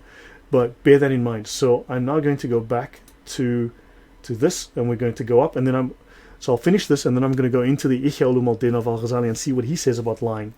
But any comments or questions from you, Harry, before I go on, or Adam?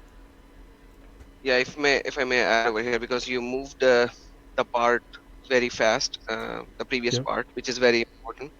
So what happens is that a guy named Hilal bin Umayyah came to Prophet, and he said that my wife committed adultery. And Muhammad said, give me the proof.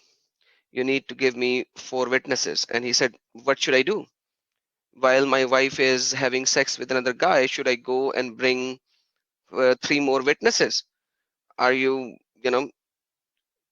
mad? And then Muhammad said, no, for the legal punishment, you have to bring 4 witnesses and all. And then Hilal actually said to Muhammad, I know Allah will save me from this punishment, and he will definitely give you a particular verse of Quran. And then what happens is that Allah reveals Quran chapter number 24, verse number 69, 6 to 9. And it says, and those who accuse their own spouses but have no witnesses except themselves, then let the testimony of one of them be equal to the 4 oaths. And then it says, and the fifth oath is, may Allah curse me, right? Curse upon him if he is a liar, right? So, but it will prevent punishment from her or him, and etc. 6 to 9. Now, what happened in the hadith is that the guy actually swore that oath, and then the girl actually swore that oath as well. So this is in Jamia Tirmidhi 3179. This is in Sahih Bukhari 5349.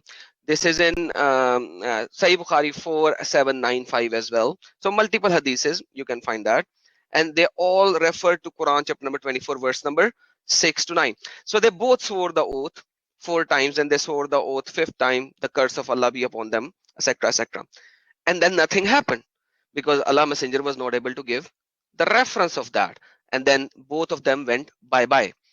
Now, our brother Lloyd actually showed you for the next verse, the Taqiyya verse 328, he showed you only Ibn Kathir, because you will only find Ibn Kathir in some parts of the translation. The rest of the part of the translation is not even there. In the very end of the Ibn Kathir, which is not translated into English, it says that in the Bukhari, Hazrat Hassan, who is the grandson of Muhammad, said that this is till the day of judgment. That this taqiyya is till the day of judgment. In Qurtubi, it states very clearly that Hazrat Ibn Abbas said that Allah has forbade the mu'min, means the Muslimin, that they should never be nice with the kuffar. Never be nice with the kuffar. And this is the masla number 1, right? They should never be nice with the kuffar. And then it says that there are certain times, the masla number 2, the problem number 2, situation number 2, that there was a time before the hijrah that the Muslims were not powerful. And then at that time, they were being nice to their their non-Muslim people, right? But this is what the person has to say from his tongue only. From his tongue only. But in the heart, he should not have that kind of a faith that he's actually is doing that. Like he shouldn't be doing that, right? Yeah. And even the scholars actually connect this verse with chapter number 16, verse number 106. And it says, chapter number 16, verse number 106, it says, whosoever disbelieves in Allah after their belief, not those, or except who are forced with their hearts. So basically, if you are forced, the taqiyya is not just when you are under pressure. Yes, certain scholar does put them only when you are under pressure, but but like the actual verse is 16 106 where you come into forceful, that you can actually deny Allah and Muhammad as well. And every tafsir actually gives you the reference that yes, at that particular time you can actually deny. And this is 16:106. This is 16:106, not 3 not 3 Yeah, I have it up on the 28. screen. I have it up on the screen here. You have it? Yeah. It's So showing in you, that actually. verse, in that verse, it says different references that there was a couple of guys, they talk about Bilal, and they talk about a lady who actually did not deny Allah and Muhammad, and Bilal was given so much of a painful treatment, and that lady, they put a spear from her private part and took it out from her head. So Muhammad said, if you have fear, at that time you can deny me and Allah as well, but in your heart you should know that you have not denied me and you have not denied Allah. So Muslims actually mix 16:106 nowadays when they are talking to the non-Muslims like us, and they say you do not know Jack, and taqiyya is only when you are in fear. But these are two different verses. So you say cannot be friends with Jews and Christian, and they are being friends with you. Now they are being friends with you, they are lying, because lying is allowed. It's not just about taqiyya over there. Right now they are in the West, they are low in number. You are not killing Muslims, but they are denying you. Oh, sorry, they are being friend with you, and they are denying their true teaching, and they are coming to your parties or whatever. They are trying to show that Islam is peaceful, tolerant, and it accepts you. But as soon as they are in power, means they are more in number, all of this will go away. All of this will go away. Right. The scholars agree that if a person is forced into disbelief, and this is because of abuse or beatings or threats, I mean, so that's very subjective, understand? It is permissible for him to go along with them in the interests of self-preservation. Yep, that's 16106. Yeah, that's the tafsir I'm doing. That's not three. Yeah, that's not 328. 1616, yeah. And by the way, this exactly, and this 328, this tafsir that you are reading in English, it is less than half of the tafsir which is in Arabic. Man, that's crazy. Wow. That's how they actually do that. So, but Yeah. anyhow, so you guys see the difference between the 328, which is a very common verse about this, and then 16106. They are two different occasions, two different subjects, two different references, and they are at least a few years apart. I want these to two mention verses. on that we're going to go now, we're going to do one or two small things, and then we're going to talk about, from the Ihya Ulum al-Din itself, we're going to go into the actual teachings on how to lie, when to lie, what to lie about, and so on. And it does state that to save his honor, right, a Muslim is allowed to lie, simply for the sake of saving face. You're allowed to lie. It is quite permissible. And so that I think would have a bearing on 16106. As we read it, I think you're going to see the parallels as we go through that. So now, another point I want to mention, thanks Adam. So, usury. Usury is evil because the Jews do it. The evil Jews do usury. And Muslims don't do usury except when they do usury, because it's evil, except it's not evil when they do it, but it's evil when the Jews do it, because Muslims don't do it except they do it all the time, and they don't do it because the Jews are evil because of usury, but Muslims are squeaky clean when they do the very same thing because people are hypocrites. So, usury is evil for evil Jews and Islam. So, let's have a look. This is a lovely argument people love to use, but of course, ignorance is bliss. So, there's a principle called ba'atan fi baya. In law, a double sale, which is a legal device, a hiyal, legal devices are hiyal, don't forget, which is a legal device to get around the prohibition of interest. So there's a prohibition in the Quran on interest. Allah says, don't charge interest. It should be noted that in the Old Testament, Jews are allowed to charge interest. God gives them permission to charge interest.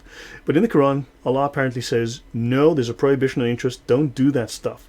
So what do Muslims do? They get around it. They violate the law by being smart. Let's see. An example is the transaction called muqatara, where the prospective debtor sells to the prospective creditor a slave for cash. He then immediately buys the slave back from him for a greater amount payable at a future date. This amounts to a loan with the slave as security, and the difference between the two prices represents the interest. Remember, there are hundreds of these legal devices to get around. So no matter what you get shown in the Quran, no matter what you get shown in the Sunnah, no matter what you get shown in the Sharia, every single ruling, every single law, every single principle, every single moral virtue, every single thing has its opposite. There is not a single sacrament there is nothing that is sacred in Islam. Nothing. Every single thing can be violated. There is nothing that cannot be violated. Understand that. Okay? So this happens constantly. When you buy a car in an Islamic country, you will pay interest. You're going to pay interest. Just how they do it is what you would call semantics, right? But it's done. So understand that they do this. And apparently it's okay when they do it because people are hypocrites. So, darura. Let's have a look at this last one. Necessity in law. Right? It is to do some action forbidden by the law. So, necessity. I mentioned earlier, taysir and darura. Ease and necessity. To ease to relax the laws or to break them in case of necessity, unspecified needs where it's necessary. So you can do actions forbidden by the law, okay? And prohibitions of a religious character may be disregarded in cases of necessity and danger. So not only danger, but necessity. And that necessity might be embarrassment to save face. So offenses committed under the rule of necessity are excused without any punishment. Do you want to mention anything on that point, Adam, before I continue? Yeah, they can actually see, if you are Europeans, there are Islamic house financing. What is that? You do give interest. Your house, actually, you are paying whatever, 3 times or 4 times, whatever the actual price of the house is, but they do not hold the ear by saying it's an interest. They just don't say it's an APR. They just don't use those terminologies. And they do the similar kind of a thing. They will sell you the house, they will buy you the house, and they will say you have a portion of the house that you have purchased, and then you are paying a rental on the rest of the portion of the house which belongs to me.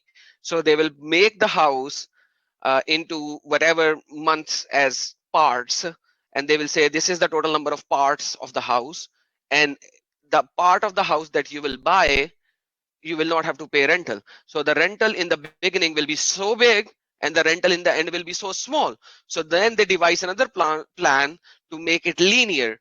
So they don't take the rental in equal amount. They divide it in such a way, and then they do a whole calculation based on selling and buying and all these kind of stuff. So they play, but at the end of the day, you are paying them interest.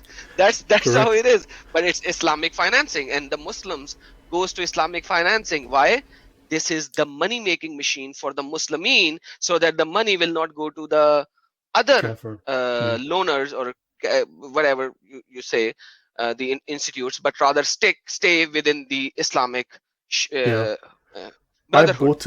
I bought a car when I was living in Dubai, and so what I wanted to do was I wanted to pay the car off sooner, and I was doing financing to the bank at a certain interest rate, and then my bank offered me a loan at a very low rate of interest. So I decided to take the loan, and I asked them for 40,000 dirham, roughly about $10,500, to just pay the car off quicker. What they did was they didn't give me 40,000. What they did was they gave me about 37,000. So what they do is they charge you a fee, and then what they do is, for some reason, they deduct an amount off of that, so they don't actually give you the full amount. So technically you're not paying interest, because you pay the interest as a fee up front, and then they just charge you the rest. So in fact, they give you less than what you asked for, but for some reason they can justify this, and then they don't have to call it interest.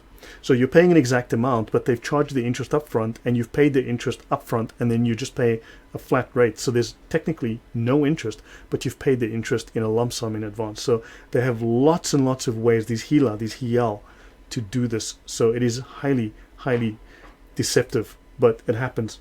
Okay, so I want to mention this, mudarat. So treating others in a friendly manner. Remember, we smile at people, but in our hearts we curse them. Concealing your true attitude towards them also falls under diplomacy. Isn't that sweet? Diplomacy. So you smile, you treat others in a friendly manner, concealing your true attitude of hatred as you curse them, which is Islamic diplomacy. They mention those who died after spending their lives waging war against their nafs were regarded as martyrs in the greater jihad. Even if a believer dies in his own bed, he is a shahid, who will be treated as if he had been killed fighting alongside the prophets.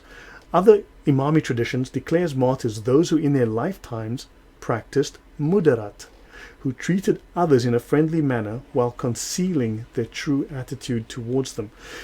A Muslim who is nice to you yet curses you in his heart will be treated as a shahid, someone as a martyr who died fighting, killing and being killed in jihad, and he will earn the greatest rewards of paradise. Thank you. I saw that comment from James. Thank you very much.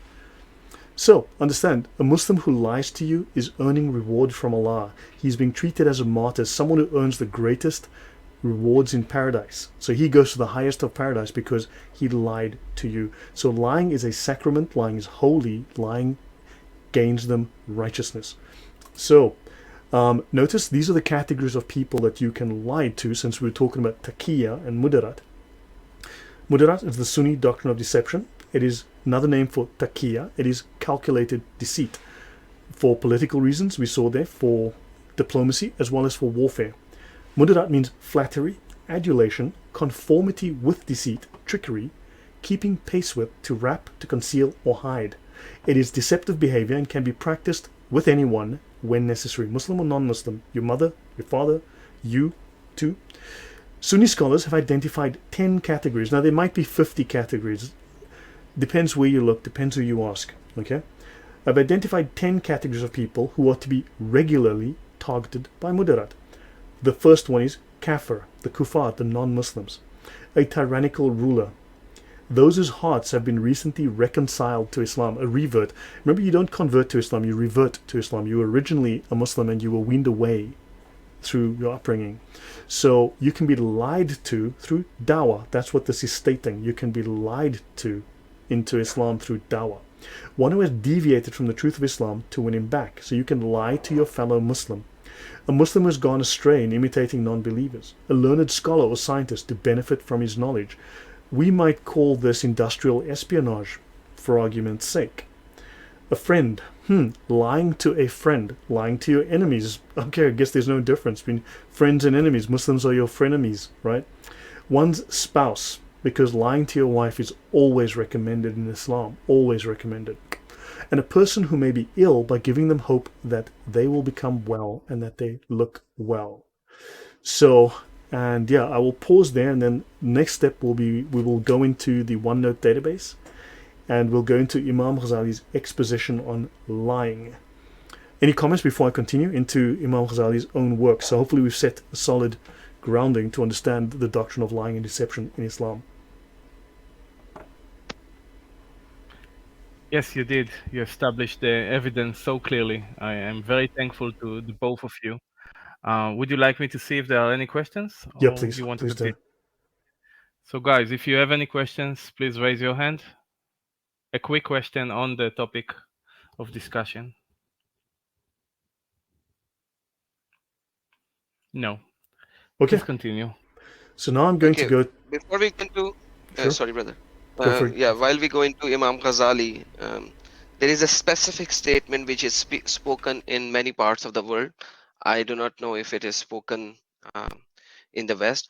Imam Ghazali's work is called in such a way, is so highly exalted, that they say if all the hadith and Sharia books gets burned and you do not have anything, Imam Ghazali's work is more than sufficient to understand I quoted Islam. that. That's Nawawi. I quoted Quoted that. I'm sorry. Yes. I'm sorry. I didn't realize that. Yeah, that's how exalted, highly exalted this guy is. He's not a joke. He is not a joke. Yeah. No, no. Thanks for that. Yes, I did. I made very sure that people understand how important he is in Islam. So, guys, I've just shared now in the chat the link to the OneNote database. It will open up in a browser.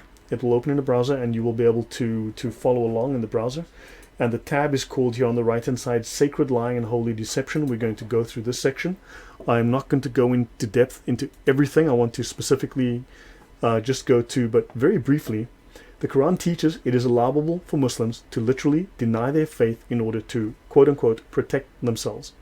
Muslims who deny their faith will be forgiven as long as their true faith was not shaken. Their denial was a lie in the purest sense. So they lie about lying. So Islam will lie about lying. Okay, and understand this confirms everything that we've said here, but now I'm going to go into this section. Now I've covered this, the Islamic doctrines of deceit. Now I probably won't go into depth into all of this tonight, but we've covered some of this, we've explained this, and now I'm going to go into this section here. As I said, you guys are welcome to follow along. Okay, I made this as big as possible to cover the entire screen so you can read this. So Imam Ghazali in the Ihya Ulum al-Din, we're going to read what he says. It should be known that telling lies is not unlawful, because lying is not harmful in itself. He says the harm is in what it causes to the addressee. So there's no moral prohibition on lying in Islam.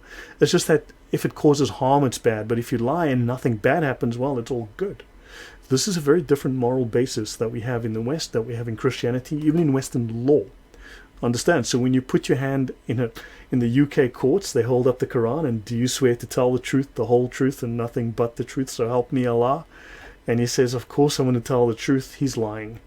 The Quran allows lying. Islam allows lying. So telling lies is not unlawful.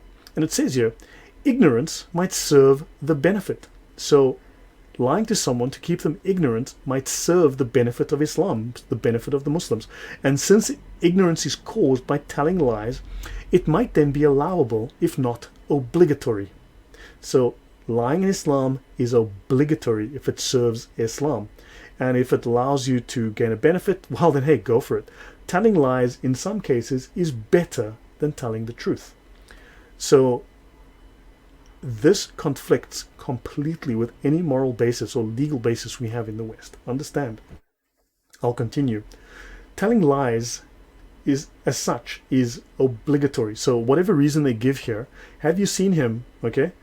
Telling lies as such is obligatory. So they mention situations, supposedly harmless situations, but why would you lie in the harmless conditions? Well, you lie to take as a precaution, because you're allowed to lie. As we said, it is precautionary to lie. It is safer to lie just in case. So speech is a means to achieve praiseworthy purposes. If it is possible to achieve this purpose only by telling lies, then telling lies is permissible in case achieving that purpose is permissible, and it is obligatory to lie in case achieving that purpose is obligatory. Okay, so they will always mention these morally pure reasons, like, oh, if to protect the blood of a Muslim, and if telling the truth will lead to the shedding of the blood of a Muslim, then yeah, sure, whatever. However, you will notice that this is one extreme example. It is not the only example. It is a minor example.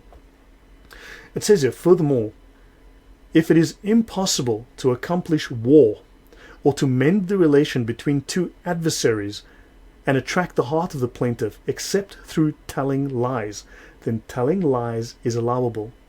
So Harry, would you say that myself and Zubaydah Al-Arabiya and Hans Gruber and I were adversaries?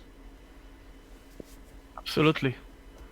So does it state here that to mend the relation between two adversaries, they should tell lies? It is allowable. In fact, it is obligatory. Am I reading this correctly?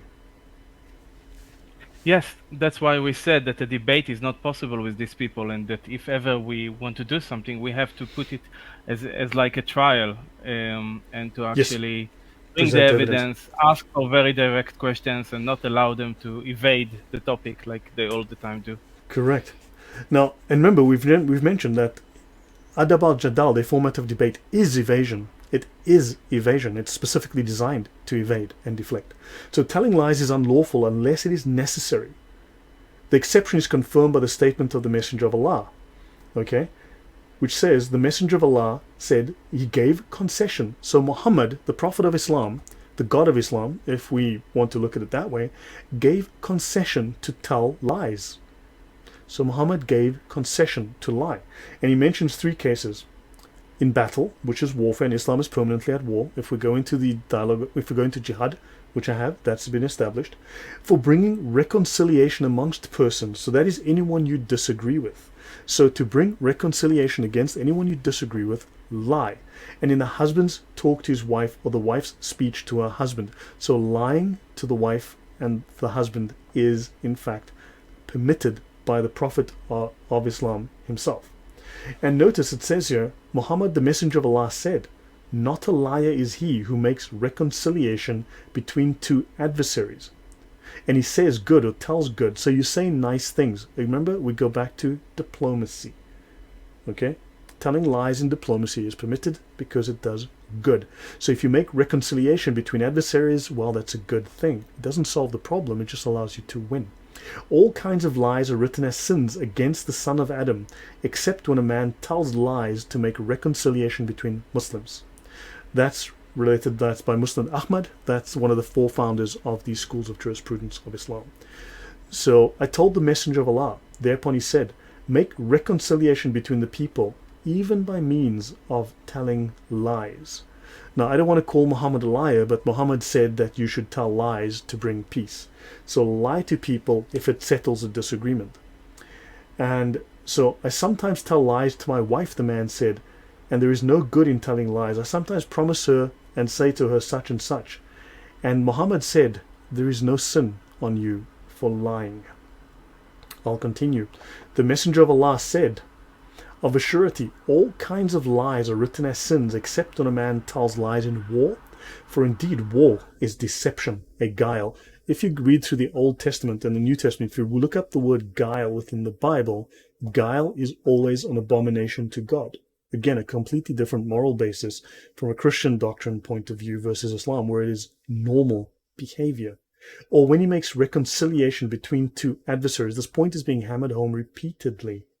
Or when he talks to his wife and pleases her. So lie to your wife, lie to your opponents, lie to your adversaries, lie to your enemies, lie to everybody for any reason for that matter. All lies are sins except therewith one benefits a Muslim or averts harm. So the situation of, well, if you're trying to save a Muslim and someone's going to hurt him, wouldn't you lie? Yeah, sure, we'd tell a lie, of course. Right? That's the lesser of two evils in that case, because you're trying to avert murder. However, it says here, all lies are sins except if it benefits a Muslim. Now, would it benefit a Muslim to win an argument? Would it benefit them? Of course it would. So therefore, lie. Am I reading that correctly, Adam? Absolutely, brother. And there are so many hadiths on that already. We have gone through. I don't know if there is any which says otherwise. Right, yeah. So telling lies is reported to be allowable. So it is allowable to lie. They're not saying don't lie, don't lie. There's no thou shalt not lie. It's go ahead and knock yourself out. Lie whole day, every day. Do it for free. Evil doing he has committed in what is between him. So notice, if you're arrested, you do something illegal or wrongful. Okay, any evil doing that he has committed in what is between him and Allah and Almighty, in which case he has the right to deny it. Now what this speaks of is that if you do something and you're caught, deny it, lie, because the judgment is between you and Allah and not between you and the law. So you can go ahead and deny it. In other words, gaslight everyone around you. Deny it, deny it, deny it, because the truth is between you and Allah, and your punishment is between you and Allah, not between you and other men. And say, I have never committed adultery or theft. So deny, deny, deny. In other words, lie. And just say, I never did it. I didn't do it. The Messenger of Allah said, if one commits anything of those dirty and shameful things, he should screen himself for the screen of Allah Almighty. Because Muhammad tells us, to disclose a shameful deed is itself a shameful deed. So lie about shameful deeds, because otherwise you would bring shame on Islam. And the whole thing is between you and Allah, so go ahead and lie, because lying is better. Your thoughts on this, Harry, before I continue? This won't take us very long. I'll finish with this shortly. And Adam, Harry, any comments from you guys before I go on? Yeah, when you talk about this, it reminds me of the hadith, which is in Sahih hadiths. It says that a woman who committed adultery came to Muhammad and said, Yes. I've committed adultery, right? And he said, go, raise the kid because you are pregnant. And then she goes, raise the kid and all that. And then she comes back and says, no, I have the kid. I committed adultery. It's like, okay, your kid is still not old enough. Go and give him milk. And when he's eating, come back again. So then she comes back again after the kid is eating and all that. And then Muhammad takes the kid, give it to somebody else, and kills the lady. And I forgot to mention in the first, when she came to first, he mentioned it 3 times before Muhammad said, go do this. Now, all the fuqaha of Deen, of Islam, they actually say that this shows that that lady should not have pronounced her sin in front of Muhammad and everyone. If she would not have, Muhammad would have let her go. The problem is different. When the lady came to Jesus, look what he did. He never said, don't tell me.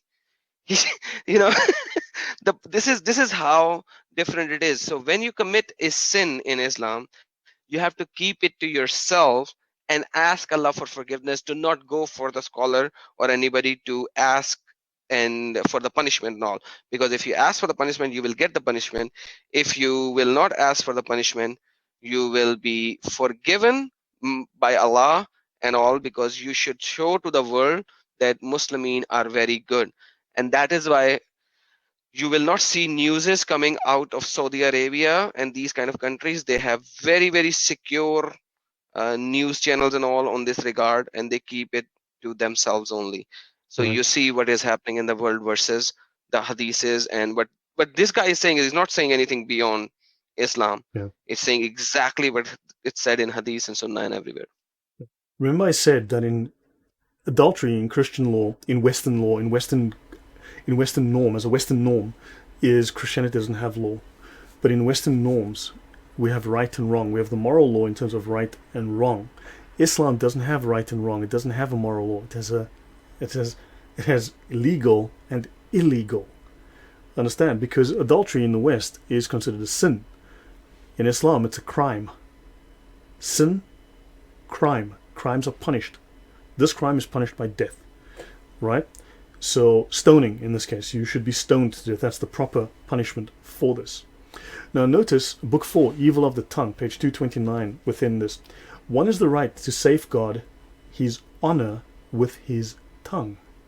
So you have the right to safeguard your honor with your tongue, even if you have to tell a lie.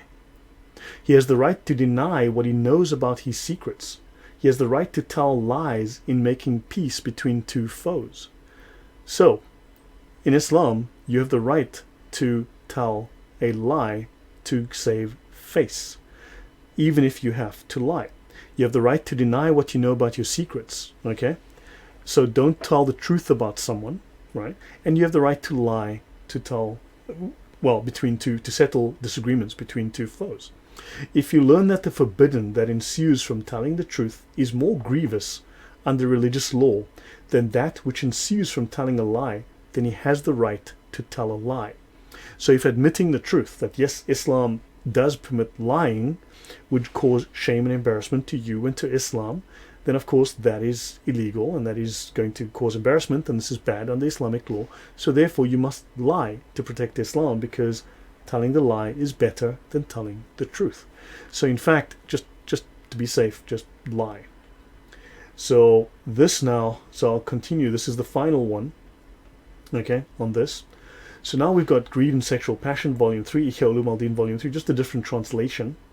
And it says, there is no sin in that falsehood which benefits a Muslim or removes a harm from him. So telling a lie that benefits a Muslim. Now let's see, does lying benefit me? Well, okay, yeah, so I'll lie. So Islam teaches to lie if it brings you benefit. He who commits fornication, as Adam explained to us, shall keep it secret with the secret of Allah. To disclose an obscene act is also an obscene act, because you bring shame upon Islam.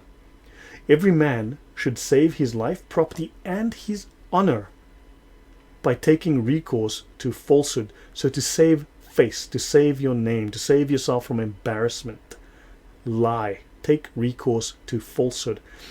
So your honor is very different. Remember, these are honor cultures. These are honor cultures. So therefore, they have to lie for their honor on a rather consistent basis. If inquiry is made to you about a secret thing of your brother Muslim, you can lie about it to preserve his honor. That's a lovely euphemism. You can deny it. You can lie about it to preserve his honor. If harm is caused more than benefit in the case of speaking the truth, then speaking the truth may be avoided. In other words, lie.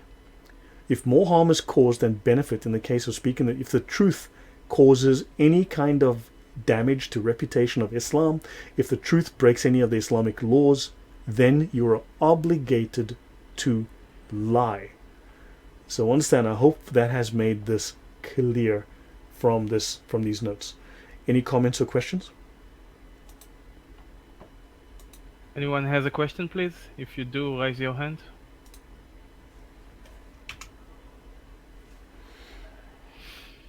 No? So Not Adam, even I'll hand Dave? over to you. So any comment from you, Harry? Otherwise, I'll hand over to Adam, because that basically wraps me up. I have more notes, but they're not edited yet. They're not ready. I can show them, but they're raw, and so they're likely to be errors and issues with them. But I can hand over to Adam at this point. I can bring up those notes, but again, those are raw, unedited notes, probably chock full of errors and problems right now. I believe James wants to ask a question, Harry. Sure. Yeah. Go ahead, James.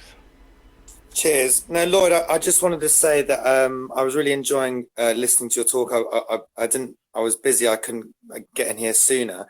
But it's just so good to hear someone who has really gone through the Quran in detail like you have, to point out that, you know, this religion is not sort of the peaceful religion that people claim it to be. And also, you know, there's so many people on still in the truth movement who, like, they get very offended if you criticize other religions, and you get the line, who are you to criticize another religion, blah blah blah. But the thing is, that's really just based in laziness and ignorance, because if you actually go and read the scriptures of other religions, you realize they're not compatible with one another. Mm-hmm. So I just wanted to say thank you so much for your research. I've sent you a little message. I'd really like to follow up with you after this and have some conversations. Of course, yeah, no, I do actually have many conversations with people, so certainly you're welcome to reach out. I will be happy to speak with you. No, thank you for your cheers. No, yeah, God bless you. And we need this work so badly to open people's eyes. And to get rid of this, like, politically correct kind of notion, even within the truth community, that you can't criticize other people's religions. As far as I'm concerned, like, I'm a Christian. You can criticize anything you like about my faith. You can go into anything I've said, pick it apart, call me whatever you like. I actually relish that. I actually relish people trying to demolish my faith. Like, they will gaslight me and claim that I don't like it, but I do. I like discussions about this. But with Muslims, it's very funny. Like, I've been trying to put together a group of Muslims and Christians to talk about the scripture, but Muslims just can't handle being questioned, you know? No, of course, look, because the precedent was set in the 11th century by a man called Ibn al-Jabbar, who basically the precedent was, you don't defend Islam, you attack Christianity, you attack the Bible, because they realize, because of the mythical nature of Islam, because it's based on Gnosticism, and just a variety of, the main strand of Gnosticism would seem to be Manichaeism. I can discuss that in depth another time. In fact, Manichaeism seems to be the main root of even Hinduism. But then, of course, it's also a mixture, it's syncretism of Jewish myths, of Christian religion, of other Gnostic ideas. It's just it's a complete mishmash of things, right? Of old Zoroastrian ideas, but it's Gnostic, it's mythical, and they cannot defend it. It's really difficult for them. Once you go through the especially the Sharia, there's no way. So yeah, look, obviously Islam, I hope I've made this clear to everyone. And again, all the resources are available. I've made every single thing I've got here available, pardon me, to all of you, so that you can all download and read it for yourself, check it for yourself. Islam teaches lying. It is a religion. No, it's not even a religion. Islam is a deen. I've discussed this multiple times in the past. Islam is a deen. A deen is a political system. In fact, let me go there since I'm here. Islam is not a religion. Lloyd, yes? Have we got time for another quick question before you continue, buddy? Or, of course we do, yeah. Go ahead. Woven Art, Dave the Bond's got a question. Go ahead, Dave, please. Yeah, it wasn't a question, it was just a comment. You've mentioned Machiavelli. Yes. Everybody should download the book The Prince, because it enables you to understand. And this is a book that you'll find people like Tony Blair have read. So I just thought I'd throw that in there. Okay, yeah. No, yeah, this was in relation, so Machiavelli was in relation to Islamic dawah, which is their evangelization. And so briefly, again, you guys need to understand this. Islam is a deen. They utilize the word religion because it's familiar to you, but it's also misleading because it's not a religion. It's a very tiny portion. Let's have a look. The Lisan al-Arab, the tongue of the Arab, this is the oldest, but in fact, this is by the same author that wrote The Reliance of the Traveler, oddly enough. This is a 20-volume dictionary. It's the most detailed dictionary of Islam. It provides 4 meanings of the term deen. Let's start with the very first meaning of deen, because Islam is a deen. They always speak of the deen al-haq, the religion of truth, the deen of truth, is subjugation or dominance, administrative or legislative authority. So first, it is political power through subjugation and dominance. That is the very first meaning of deen. It is not a religion. to dominate and subjugate others. Second, this is legal authority, administrative or legislative authority. Then third, to put pressure, to be obedient, using power to enslave or to make others obedient. In Arabic, dintuhum fadanu means I subjugated them so they obeyed me. Right? The second layer of meaning within deen is obedience and bondage. Subordination and domination by someone who bears humiliation under subjugation and power of others. Here, deen does not mean religion. It means obedience. Don't forget, obedience under humiliation and subjugation under the power of others. These others being the Muslims. The third meaning is rules, regulations, legal regulations, ideology, doctrine, custom, adab. Remember, adab, sunnah, then tradition, and then finally, or it can mean religion. Sometimes, occasionally, now and again, every 18th Sunday in the year, it means religion. The rest of the time, it is power to enslave, subjugate, dominate, and humiliate. Adam, your thoughts on this?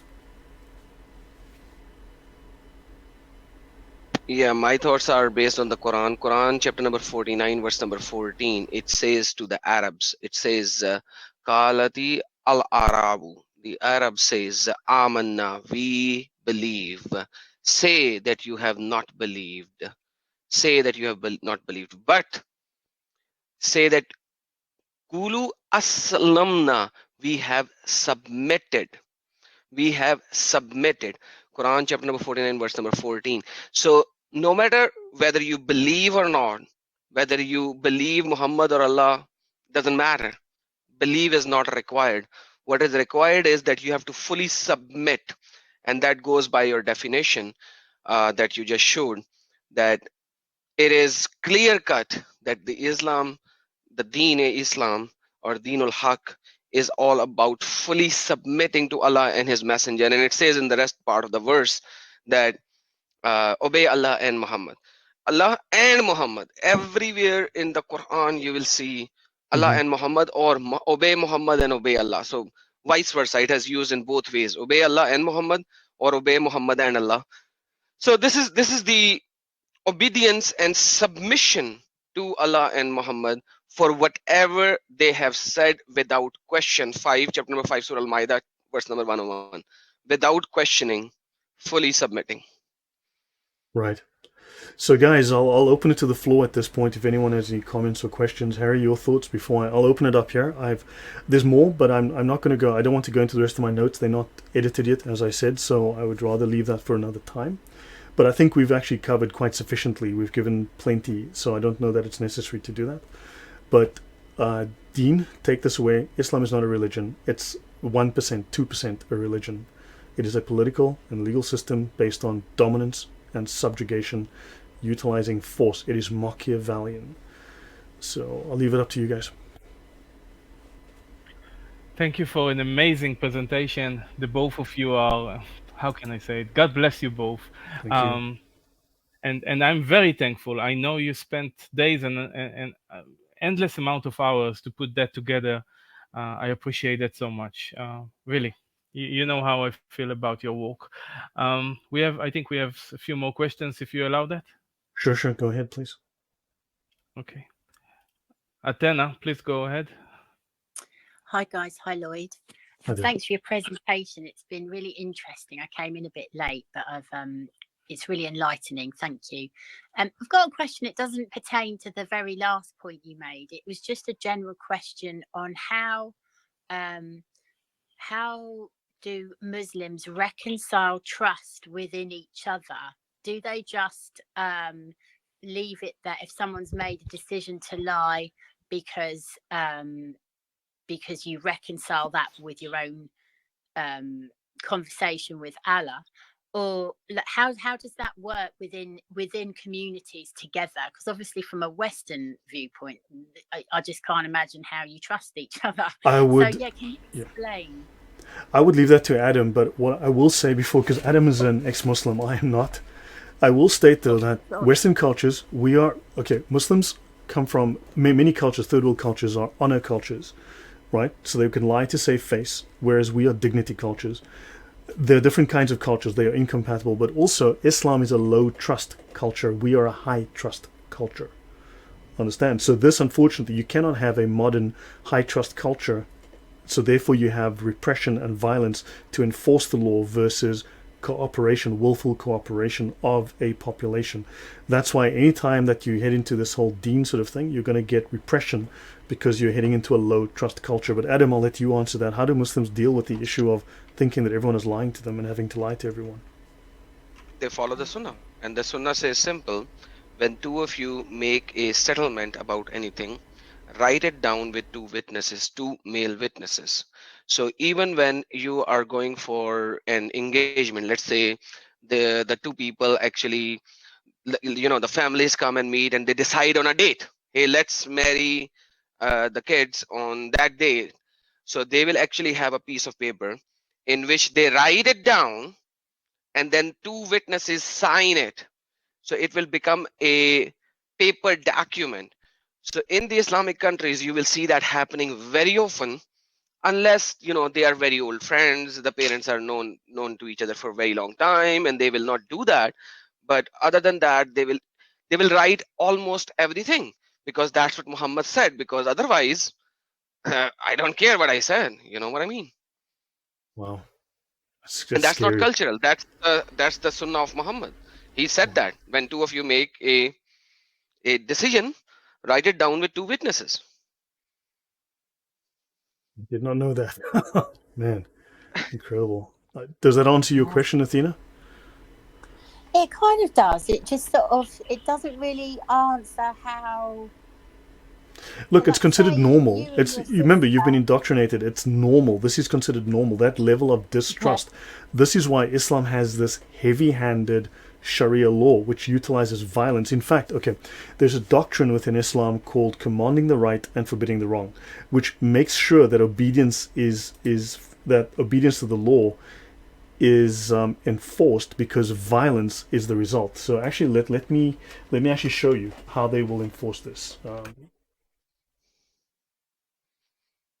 Okay, so this is section Q, commanding the right and forbidding the wrong, page 713. So I'm going to go there and show you how they make sure that things follow well. I'm going to go to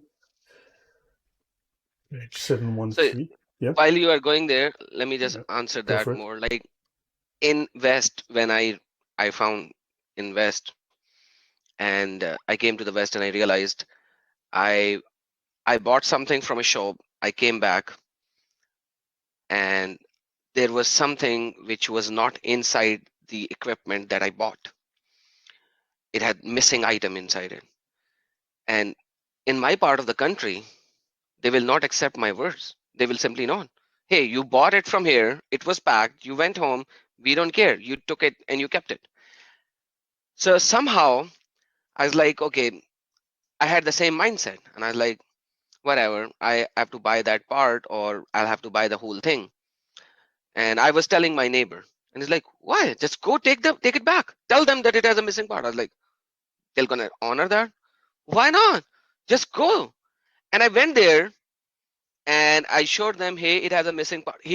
The lady on the counter did not ask me a second question. Did not ask me a second question. She just took it back and gave me the money. And I was like, what the, where am I? Am I still on Earth, the planet Earth? I had never known this kind of a culture. you know it's just beyond me to comprehend this culture. So I hope that would answer your question. You guys you guys are living in a different kind of a environment and culture which is unknown to the Muslim world. Right.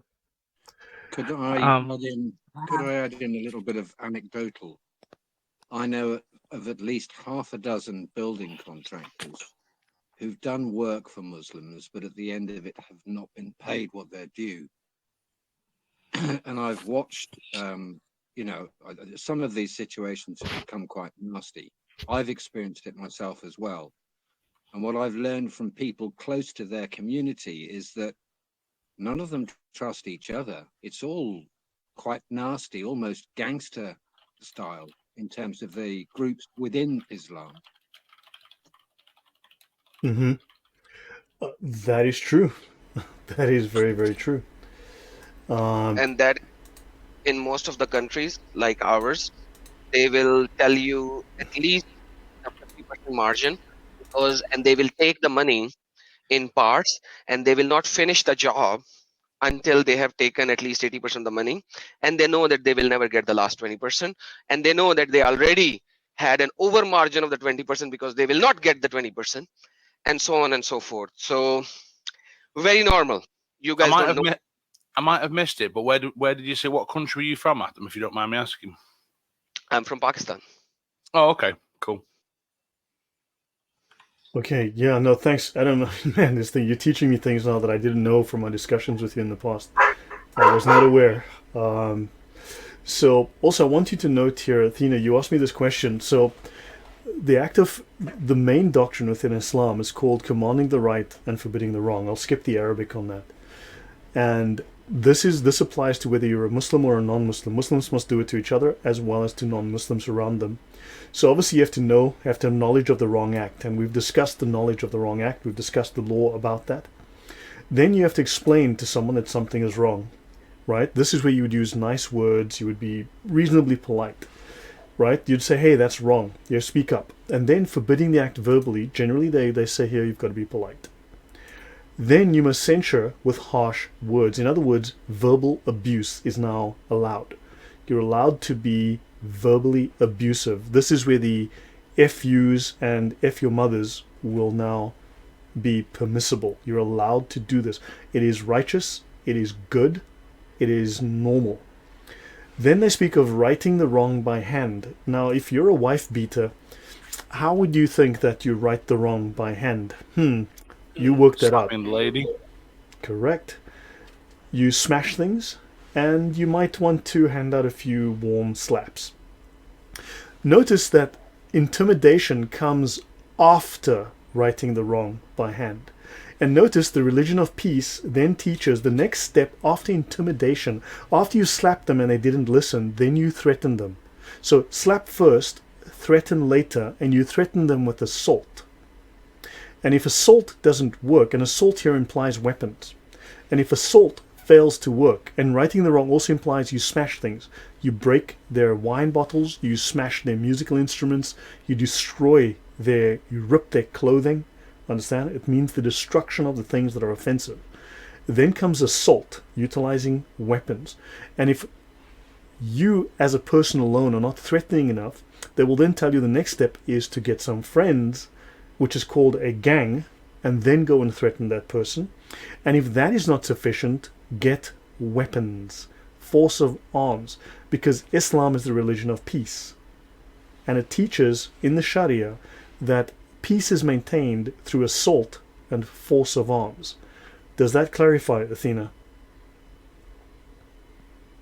Yes, it does. It does. Obviously, being indoctrinated as a Western person, it seems utterly mad. It is totally insane. It makes perfect sense. Believe me, it's incredibly crazy, but it makes perfect sense when you understand it. It's entirely logical. It's completely insane, but entirely logical. But you need to also understand what does munkar means, because if you go to the Arabic, brother, yeah, it's the translation of the Arabic. If you go to the start where it says the Arabic, I saw the chapter, it says munkar, if I'm not mistaken, the heading of the chapter. Okay, so munkar, yes, al-amr bil ma'ruf wa nahi anil munkar. Kitabul al-amr bil ma'ruf wa nahi anil munkar. The one who commands the ma'ruf, the right things, and nahi anil munkar. Munkar is a very, very generic word, you know. It is so generic that you can drive anything out of it. In the sunnahs, there are multiple sunnahs. Munkar is man ra'i al munkar, the one who denies. Who? Munkar, the one who denies. Right? Allah and Muhammad, right? Yep. Allah and Muhammad. And their teaching. So all the wrongs are only the wrongs which are pronounced as wrong according to Sunnah of Muhammad. according to Muhammad and according to Allah, right? So munkar are the things which are wrong according to Quran and Hadith and its exegetes. Mm-hmm. So to understand that, we can read the Sunan of Sunan an-Nisa'i 5008, and there are multiple on the same subject. It says man ra'i al munkar. That Messenger of Allah says, whosoever among you sees a munkar. You can translate it as evil. You can translate it as the munkar deen, like the rejecter of deen, the rejecter of Muhammad and Allah. Depending on which context you are taking, it's very general, right? Let him change it with his hand. Now there Yes. comes the jihad bil yaday, your hand. Change it with your hand. And if you cannot change it with your tongue. So Mm-hmm. abuse him, call him names, etc., etc. And if you can't even do that, then you do it by your heart, which is the That's, weakest of the faith. And I told you already that these are the basic three yeah. types of jihad: jihad bil lisan, jihad bil yaday, and jihad bil nafs. So these translations cannot encapsulate the true meaning of munkar. It's the English translations cannot encapsulate that, and that's why you are showing these references on screen as well while I was talking. So thank you, brother. When it comes to Sharia and fiqh, man, I have not seen anybody who have this kind of a knowledge other than you, Appreciate brother. it. Thank you. Appreciate Praise it. Lord for that. I'd just like to ask Lloyd, if I may, there's a chap in here I'd be very interested to hear from, Sherlock. We've been speaking to him quite regularly, and he seems like a very reasonable young man. And I just wondered if Sherlock, if you had any questions for Lloyd or for Adam. Right. One second. Yes, Sherlock, go ahead. No, thanks. I have no question. Okay. You said enough. Thanks. Anyway. So, Thank No you. worries. so just I to have- briefly to then go through the Sharia, the Islamic law on this, commanding the right and forbidding the wrong. Again, this analysis within the Sharia, the accepted scholar on this issue of what it means to command the right and forbid the wrong is by Imam Ghazali once again, and it states that the doctrine of commanding the right and forbidding the wrong is the most important doctrine in Islam. If it were not done, Islam would vanish. So it is through the use of this violence, this escalating ladder of violence, that Islam maintains its hold on people, and otherwise it would vanish. Understand? It admits it here. But you must understand that this stepwise that you've seen here, these steps that you notice here, that I showed, the degrees of severity. Brother, I'm sorry. Yeah, go on. I'm so sorry, brother. I'm sorry. Go back to the same point that you were showing. I want to show everyone what I was talking about. Go back to the same point that we were showing right now, the paragraph. With Ghazali, command the obligation. Yes, which yes. Yes. That same paragraph of the Ghazali. one? That was, I'm sorry. Let me just, yeah, here it is. Yeah. Kadama says, yeah, Yeah. that's it. So now, right after the red line, read it.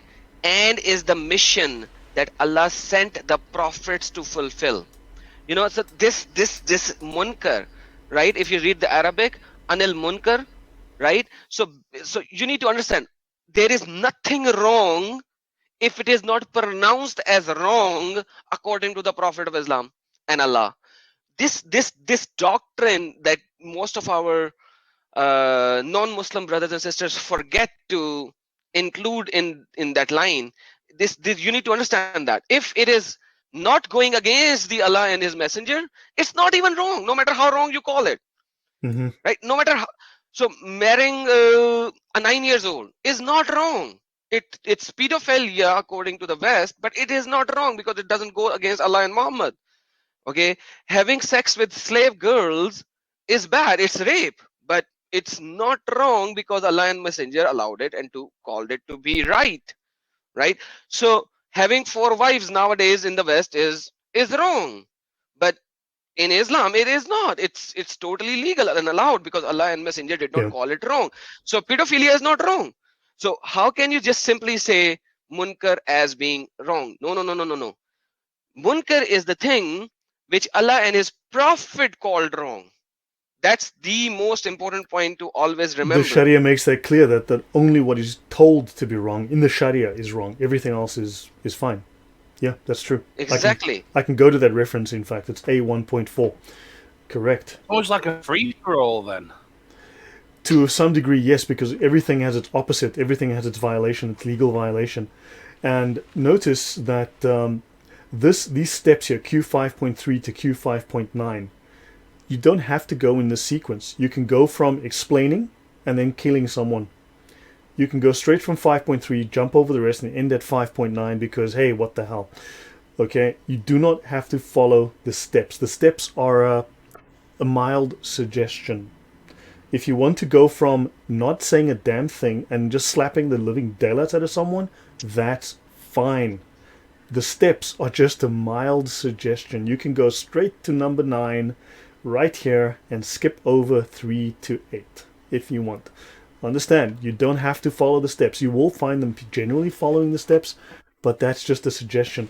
And also, commanding the right and forbidding the wrong is the most important doctrine of Islam. Everything is a subset of that doctrine. Everything's a subset. Jihad's a subset of Nahi al-Munkar. Okay?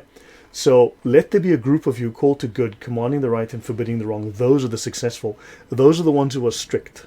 That's those small minority of extremists. That's who they are referring to. Those are the good ones who are the successful Muslims. If enough people do it, okay, meaning whenever a wrong is seen, one of those who sees it corrects it, the responsibility is lifted from the rest. Now, when they say responsibility, it means the rest of the Muslims are free from having to do this because there's a group of committed Muslims who are strict, who will do it, and the crime of non-commission will fall from them and their souls are saved because they will not go to hell because they've allowed this evil to pass. So, yeah. And notice that hating with your heart is the weakest degree of faith. If you are strong, you will change it with your hand. With your hand could also hold a gun as you change it, or hold a knife as you change things. So understand, these are very broad definitions. They are very loose. They're very subjective in many cases. And if they don't do it, Allah will ignore the Muslims, and the worst will be put in charge, and Allah will ignore the Muslims. They will all fall into hell. Because Allah threatens the Muslims, and they are all on the verge of a sweeping punishment. So yeah, I'll leave it at that. Adam, any thoughts from you? Any more questions? I'd love to take more questions if there are. Can you, before that question, open 434, please, if possible. I want to Quran show 434. something. Sure. Yeah, I want to show the deception, and I'll show how you can skip the things. So 434, it says, and go to the last part, and it says, Allah, leave them, but those wives from whom you fear arrogance, first advise them, then if they persist, forsake them in bed, and finally strike them. Now this is the most stupid, idiotic translation ever in the history of stupid, idiotic translation. Okay, so now can you please go to Quran.com/4/34. I'll show you what happens there because it doesn't say Arabic over here. So Quran.com/4/34. So in here, if you move your mouse over Adrubuhunna, can you read Arabic? Wadrubuhunna? No, I cannot. Okay, hold on. Sorry, brother. Let me show you. Let me show. Oh, you do it. Yeah, it's fine. Yeah. Share screen. All right, guys. I hope you can see that. Okay, so it says Adrubuhunna. So the word wow, zabar, wow, always go for and. It's not summa. Sum means then. So wa ahjaruhunna, wow, and forsake them. Fi. So okay, sorry. Wait. So from the bed, right? But like first you advise them. Fa izuhunna, advise them. Then and not then. Wow, and forsake them. See, if you move your mouse over, it also shows you and. But if you go to the English translation, then if they persist, forsake them. They don't even say and. But if you move your mouse over there, because it says wa, which means and, forsake them from your bed and strike them. So now if you go to the Qurtubi, it shows you clearly that these are not three distinctive 1, 2, 3 steps. No, they are not. The Qurtubi clearly says you can go directly to strike, to beat, but don't beat her in such a way that she'll bleed or her bone will break. No. Don't do that. Don't break her bone. Don't make her bleed. Don't do that. Otherwise, strike her. Strike your wife because you have feared disobedience from her because you fear disobedience from her, then we have a forsake her. question, guys. We have a question, if that's okay. Sorry, brother. No, not at all. I'm just trying to find the chat because the chat keeps moving. Magic So, After Dark. It's Magic After Dark. there we You go. list there. Magic After No, Dark. no, There you go, but buddy. one second, please. But before we have Eternal, who was waiting patiently. So Okay, put them on now. Oh, I'm sorry, I didn't see that. I apologize. Eternal, go first, please. Yeah, sorry. The chat moved forward a little bit. I wanted to ask about the earlier statements about the lying. For me, I'm a bit slightly confused. I want to know where you're coming from.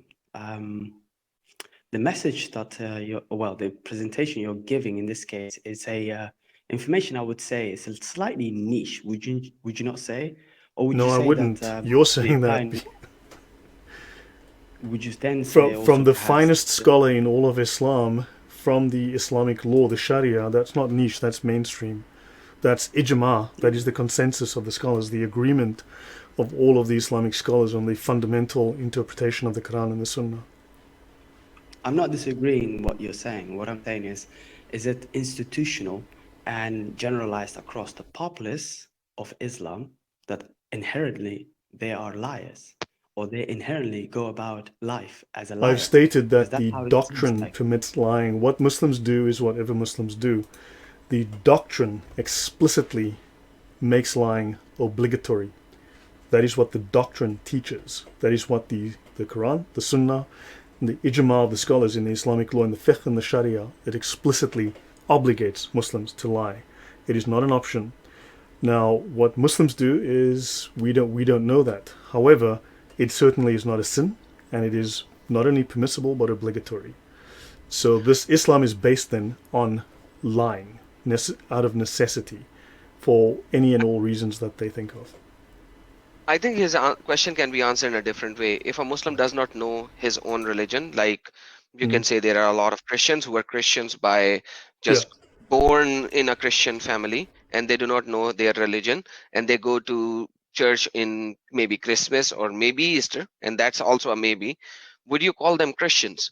So now same is the case as a Muslim who has not studied his Quran just a little bit. Even he doesn't even go to the mosque to see what the scholar is teaching him, so he doesn't know that, and he is in the West and he's listening to the nice things of the West and knowing the nice things of the West, and he does not do these things. Will you call him a hypocrite, or will you call him a true Muslim? So when you talk about a true Muslim, that's what he will do with you. Now there are Muslims who are hypocrites or unknown about their religion. That's altogether a separate thing. Yeah, I guess you're right. Thanks for that, Adam. Yeah.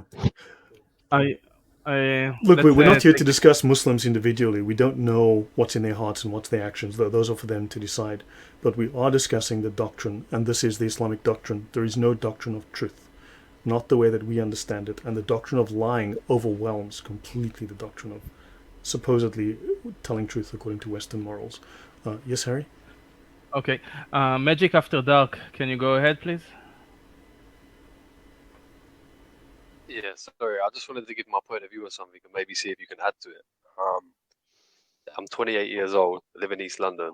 A lot of Muslim people that I know of my generation, they're living conflicted lives because when they've been brought up and their brain has been conditioned to love their religion and love their God, but their heart and soul is not in it, because when they're out of the house and away from their parents, they're living the Western lifestyle.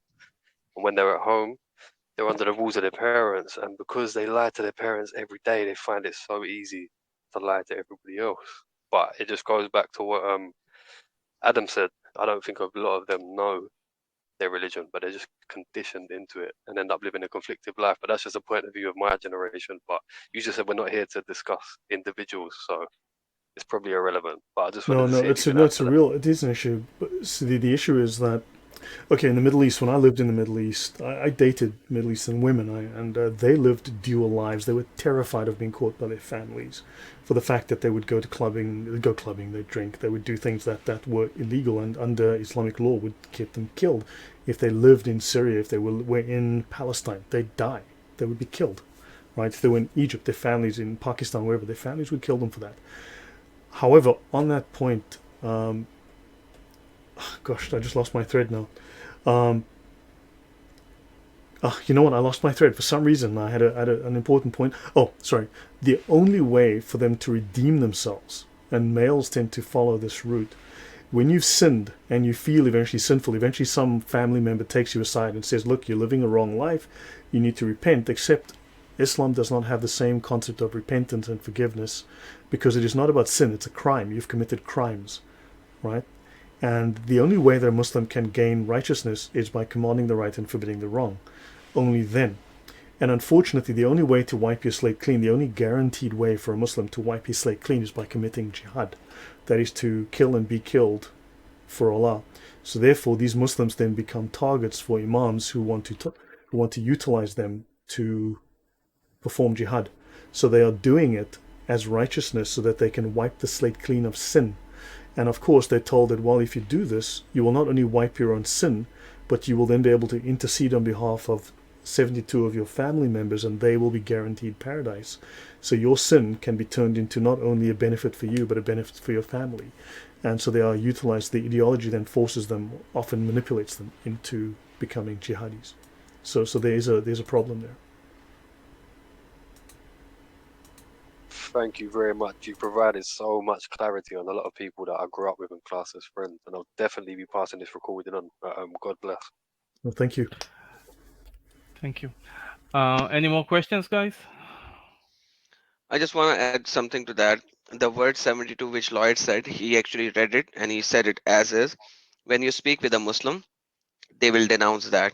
So use the word kasira, many, generation, because the Islamic consensus is that the word number 72 is representing kasir, means many, and not the literal 72. So Okay.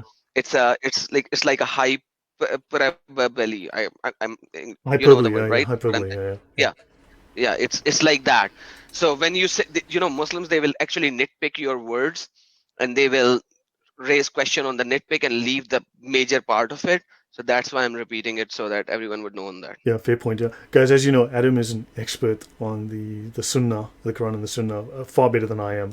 So, yeah, and also don't forget that, unfortunately, when you read through the Sunnah, there are certain subtle deceptions. There are certain, I can pick up many of them, most of them, I think, within the Sharia documents. When you cross-reference, double-check, triple-check, there are typos, certainly, that look legitimate, and there are also edits that alter the meaning, and there are things that are removed and things that are added, things that are not in the original and things that are removed out of embarrassment. So understand that you need to also read this with an understanding that there are some things where they've fudged the documentation, and thus you need to be careful.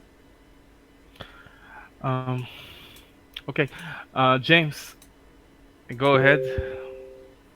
Yeah, kind of two things really. Firstly, Lloyd, I just wanted to ask you if you have anything to say on the story that Muslims peddle, really, is what I would say, about Jesus not dying on the cross.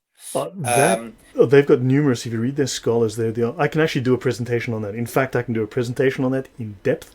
It's a Gnostic concept, because Islam is a Gnostic religion. It is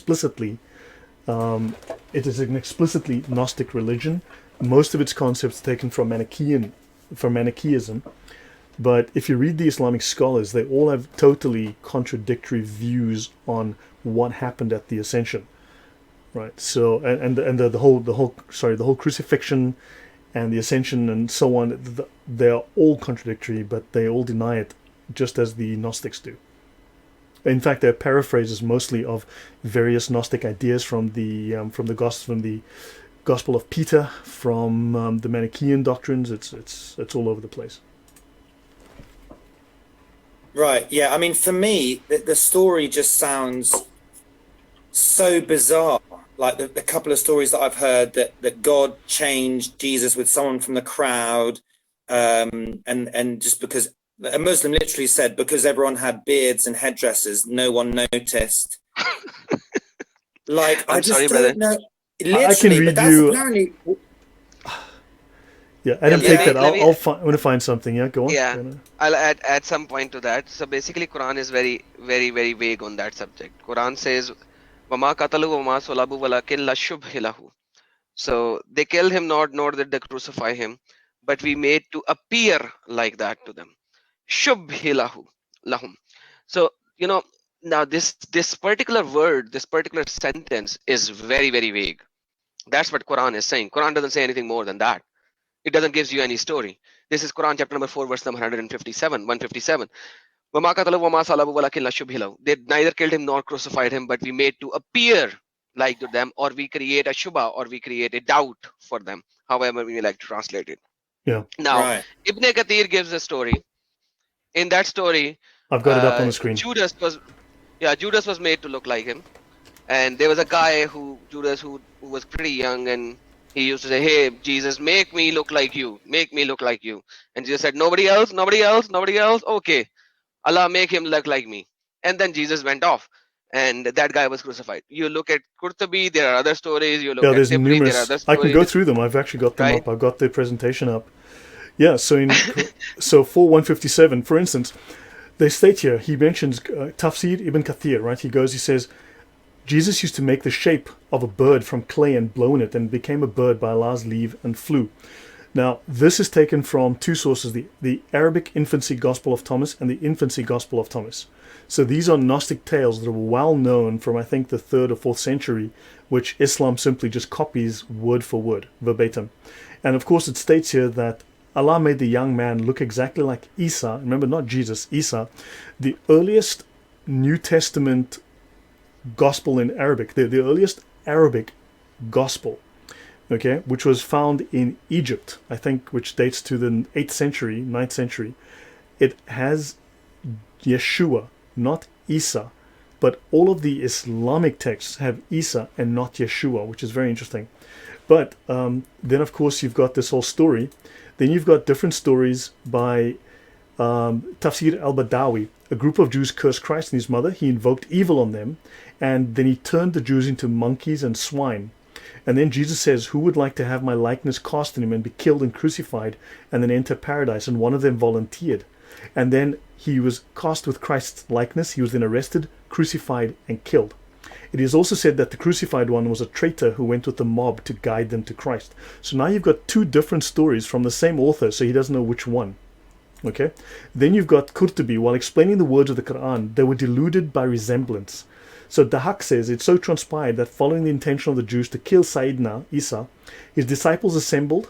It was then Iblis, evil, the devil, who gave the address of Isa to the execution squad. 4,000 men surrounded the house." Okay, according to Qurtubi, Isa said, "Is one of you willing to go out and be killed and then be in paradise with me?" One of them offered to do so. Isa gave him his shirt and head cover. Then his resemblance of Jesus was cast on him. And then the Jews, believing him to be Jesus, caught him and crucified him. And it goes on. According to some reports, they'd said, so if you go through these crossifications that I've got here, there's a ton of different stories. The Muslims have story after story after story. And it's all taken word for word from Gnostic traditions, and none of the scholars can agree.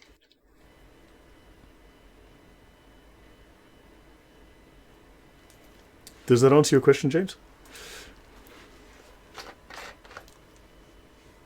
I can do a full show on this another time. I've got all the notes on this one. Yeah, James, you can respond. I'm sorry. Yeah, sorry. No, that was really interesting. I didn't realize there were multiple stories. Yeah. The other thing, kind of in addition to that whole subject, I wanted to ask you, like, how do Muslims, presumably, I mean, I've never heard anyone address it at all, but you've got a lot of experience. How have you ever heard Muslims addressing the fact that Jesus apparently didn't die, yet they also, they seem to kind of acknowledge him on the surface, don't they? They call him the Messiah, and they say he's coming back, and all this stuff. That's propaganda, because Jesus is the Messiah who speaks of the coming of Muhammad. Jesus is the Messiah. Muhammad is the King Messiah. Muhammad let me add to that point. Go on. Yeah, let me add to that point. So when you say Messiah is in Quran as well. It says that Isa is Christ, Messiah. His name is Messiah.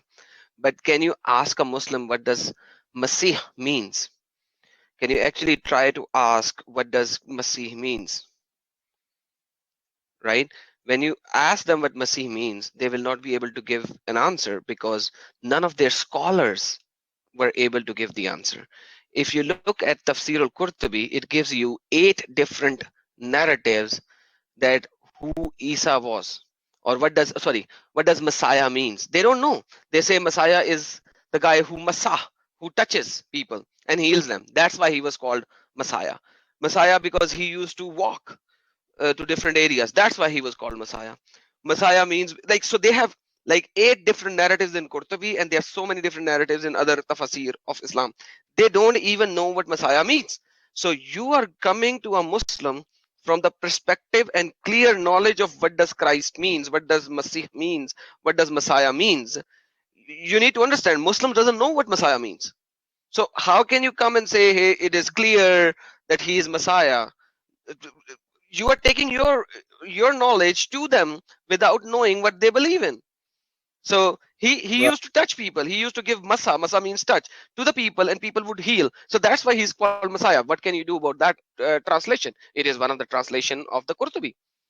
You need to guys understand what they think before you put this kind of a question on the Muslims. You need to Yeah. first teach them. Right.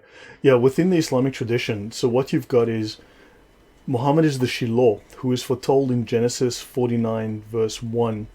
That the Shiloh is the one who will have the scepter of power at the day of resurrection, at the final day of judgment. So Muhammad is the Shiloh, right? He will be given, and Jesus' job was to foretell the coming, just like John the Baptist foretold Jesus. Jesus foretold the coming of Muhammad. Now, this is a modern commentary on this.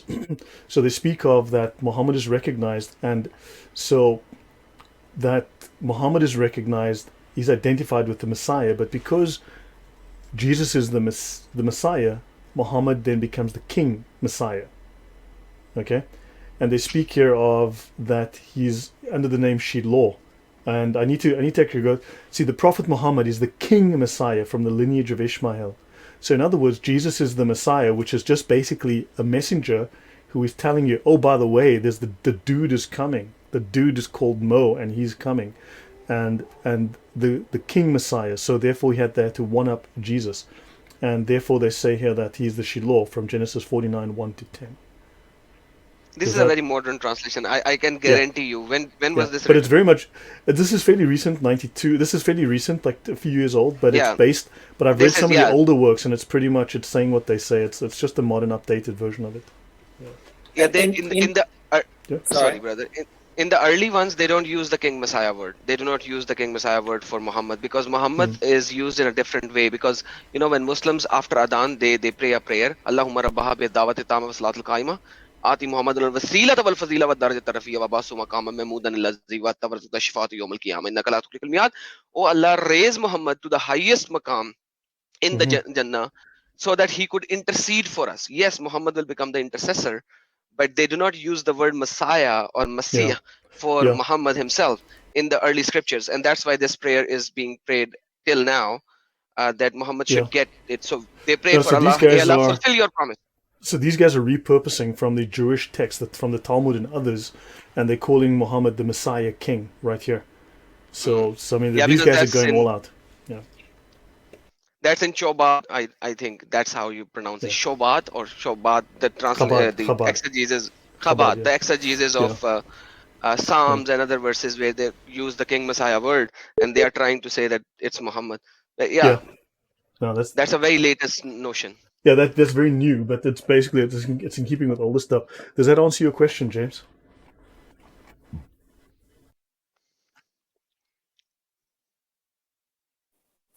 Yeah, it does. I mean, Dave the Pond wants to ask a question, but there was like a continuation just on from that whole Messiah thing, which is, it is true, or is it not? Can you furnish me with more knowledge on the fact that Muslims, Islam, they are waiting for the return of Christ, but they're not waiting for the return of Muhammad? No, he's coming as well. Christ is going to come back at the right hand of Muhammad.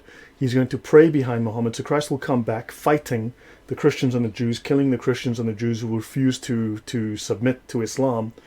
And then after he destroys the church, Jesus will destroy the church, kill the pigs, and then everybody will become Muslim, and then Jesus will marry, have kids, and die. Because you must understand the role of... Yeah, go on, Adam. That's not Muhammad. That's Mahdi. Jesus will work with Mahdi, who is the Imam of Muhammad. So Okay. that's the narrative. Sorry, before some Muslim will come up and say, "Hey, Lloyd lied." It's Mahdi. Mahdi is one of the Imam who will come. Jesus will pray behind Imam Mahdi, and he will destroy the Dajjal al-Masih. So in the Arabic, it does say Dajjal al-Masih. Dajjal means simply a lying Messiah.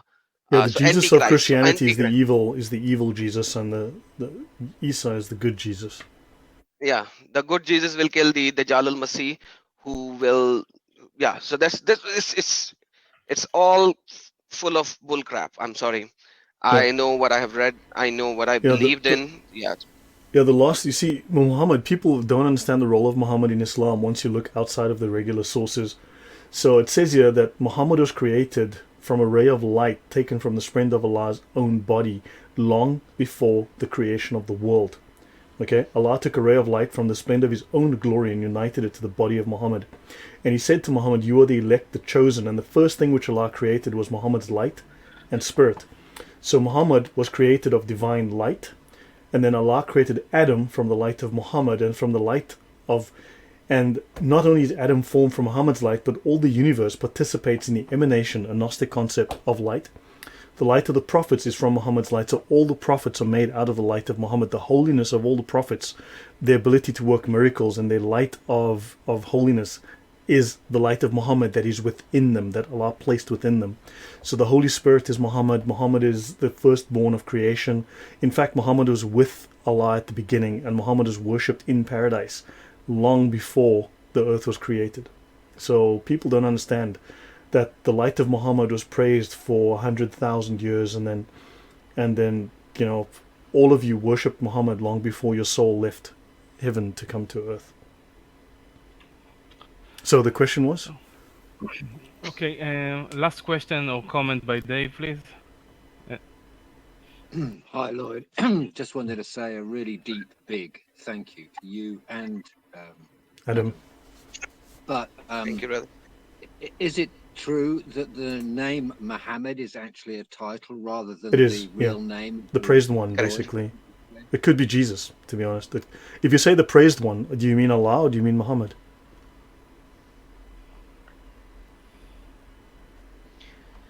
And by the way, all the verses where the Muhammad is mentioned, that Muhammad is not the father of anyone. If you check it out closely, you will see it's in past tense. So it's in past tense. So if these verses were being revealed while Muhammad was here, why are they in past tense? That's interesting. I will do a live stream with you, Lloyd, on this one. We'll do a live stream on my channel on this That one. is interesting. I No, I so learned a wanted lot to tonight. I mean, I've learned a lot as well, things I didn't know, some from the Sunnah. So that's very interesting. Yeah. Okay, So that's me basically done, guys. You know, it's midnight here. Yeah, I just want 3 more minutes of Adam's time, if I may. Sure, please go ahead. Adam, let's pretend that the Muslims are no longer a minority in Europe, and they are able to have their way. How does life under Islam, because you are from Pakistan, so you obviously know how it feels and how it looks. How does life under Islam will be in Europe if they are the majority? You will have everything according to the Sunnah and the Hadiths, Sunnah and the Quranic things. So in Pakistan, we have a law called 295C, the Act of Pakistan 295C and 285. So if anyone as an agnostic or atheist would say, I don't believe in Muhammad, Muhammad was a false prophet, that's a 3 years imprisonment. If he says Muhammad is a pedophile, that's a punishment till death. So you will be hanged till death. You cannot say anything wrong about Muhammad or any other prophet. So example, you say Jesus is Lord God. Now, for example, that's again a blasphemy, that you are using a holy personage of Islam and calling him more than what he is, and hence you have bare minimum 3 years imprisonment. That's the law of Pakistan, Act of Pakistan. It means like there is no freedom of speech. There will be girls married to Muslims at a very young age, and the law cannot do jack. anyone can convert your daughter or your son at the age of 5 or 6 or 7 to Islam, and you cannot do jack.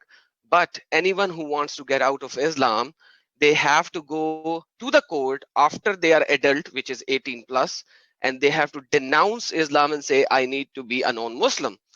Yet they will ask you certain question, and they will put you in such a trial where if you say something left, right, and not be very precise, you might say a blasphemy, so you will be put to jail for 3 years. And when you put to jail in 3 years, remember, in the US and the western part of the world, they do bad things to the people who are child molester. But in Pakistan and countries like that, they do bad things to the people who are blasphemer. So you see, that is a basic reality. There's no freedom of speech, there's no freedom of religion. Everything has to be according to Sharia, and yet Pakistan is not even 50% Sharia country. It's not even 50% Sharia country. It is maybe 20% Sharia country, and that's your life will be in essence. And yeah, any man can marry. He can have a wife at home, and he can go and have an affair with another girl, and then just marry her. And the wife cannot do jack. She cannot, because in Islamic law, it does not requires the person to ask permission from her first wife to marry a second wife. It's not, by law, it's not. The wife cannot divorce the husband as well. According to Islam, wife cannot divorce her husband. She can request for a divorce. She can say, may I please have the divorce? And the guy say, no, F off. And then she is effed off.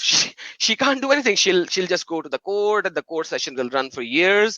And during that time, she can't even marry anybody else because she is already married, even though the guy is not living with her, and she is just not getting the divorce. She is requesting for the divorce.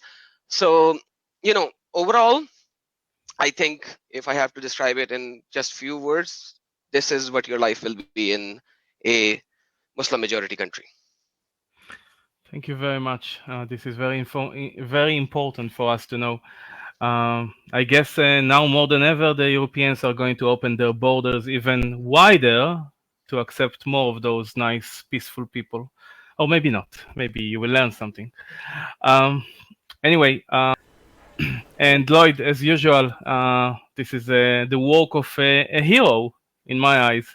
I appreciate that a lot. I think all our admins are very happy about your dedication and time and kindness. So I will stop the recording now. Thank you for joining We Are the 99%, and we are part of the Resistance United family. And this Wednesday we have another event with William Gardner about what is truth, objective truth. You are all welcome to join. Yeah. Thank you very much, and thank see you you next guys. Monday, Lloyd. By the way, let me just show you Adam Seeker's channel so that you can find Adam Seeker on YouTube. This is Adam Seeker's channel on YouTube here. Right, this is Adam Seeker, so he has a very, very active YouTube channel, guys, so please give him some support. And this is my channel on YouTube here. So I discuss things from the perspective of Islamic law. So not opinion, but the final interpretation of Islam, which is the ijma, the consensus of the scholars, and how it is applied. So this is my channel, which discusses these issues in detail. So please look us up and subscribe. Thank you.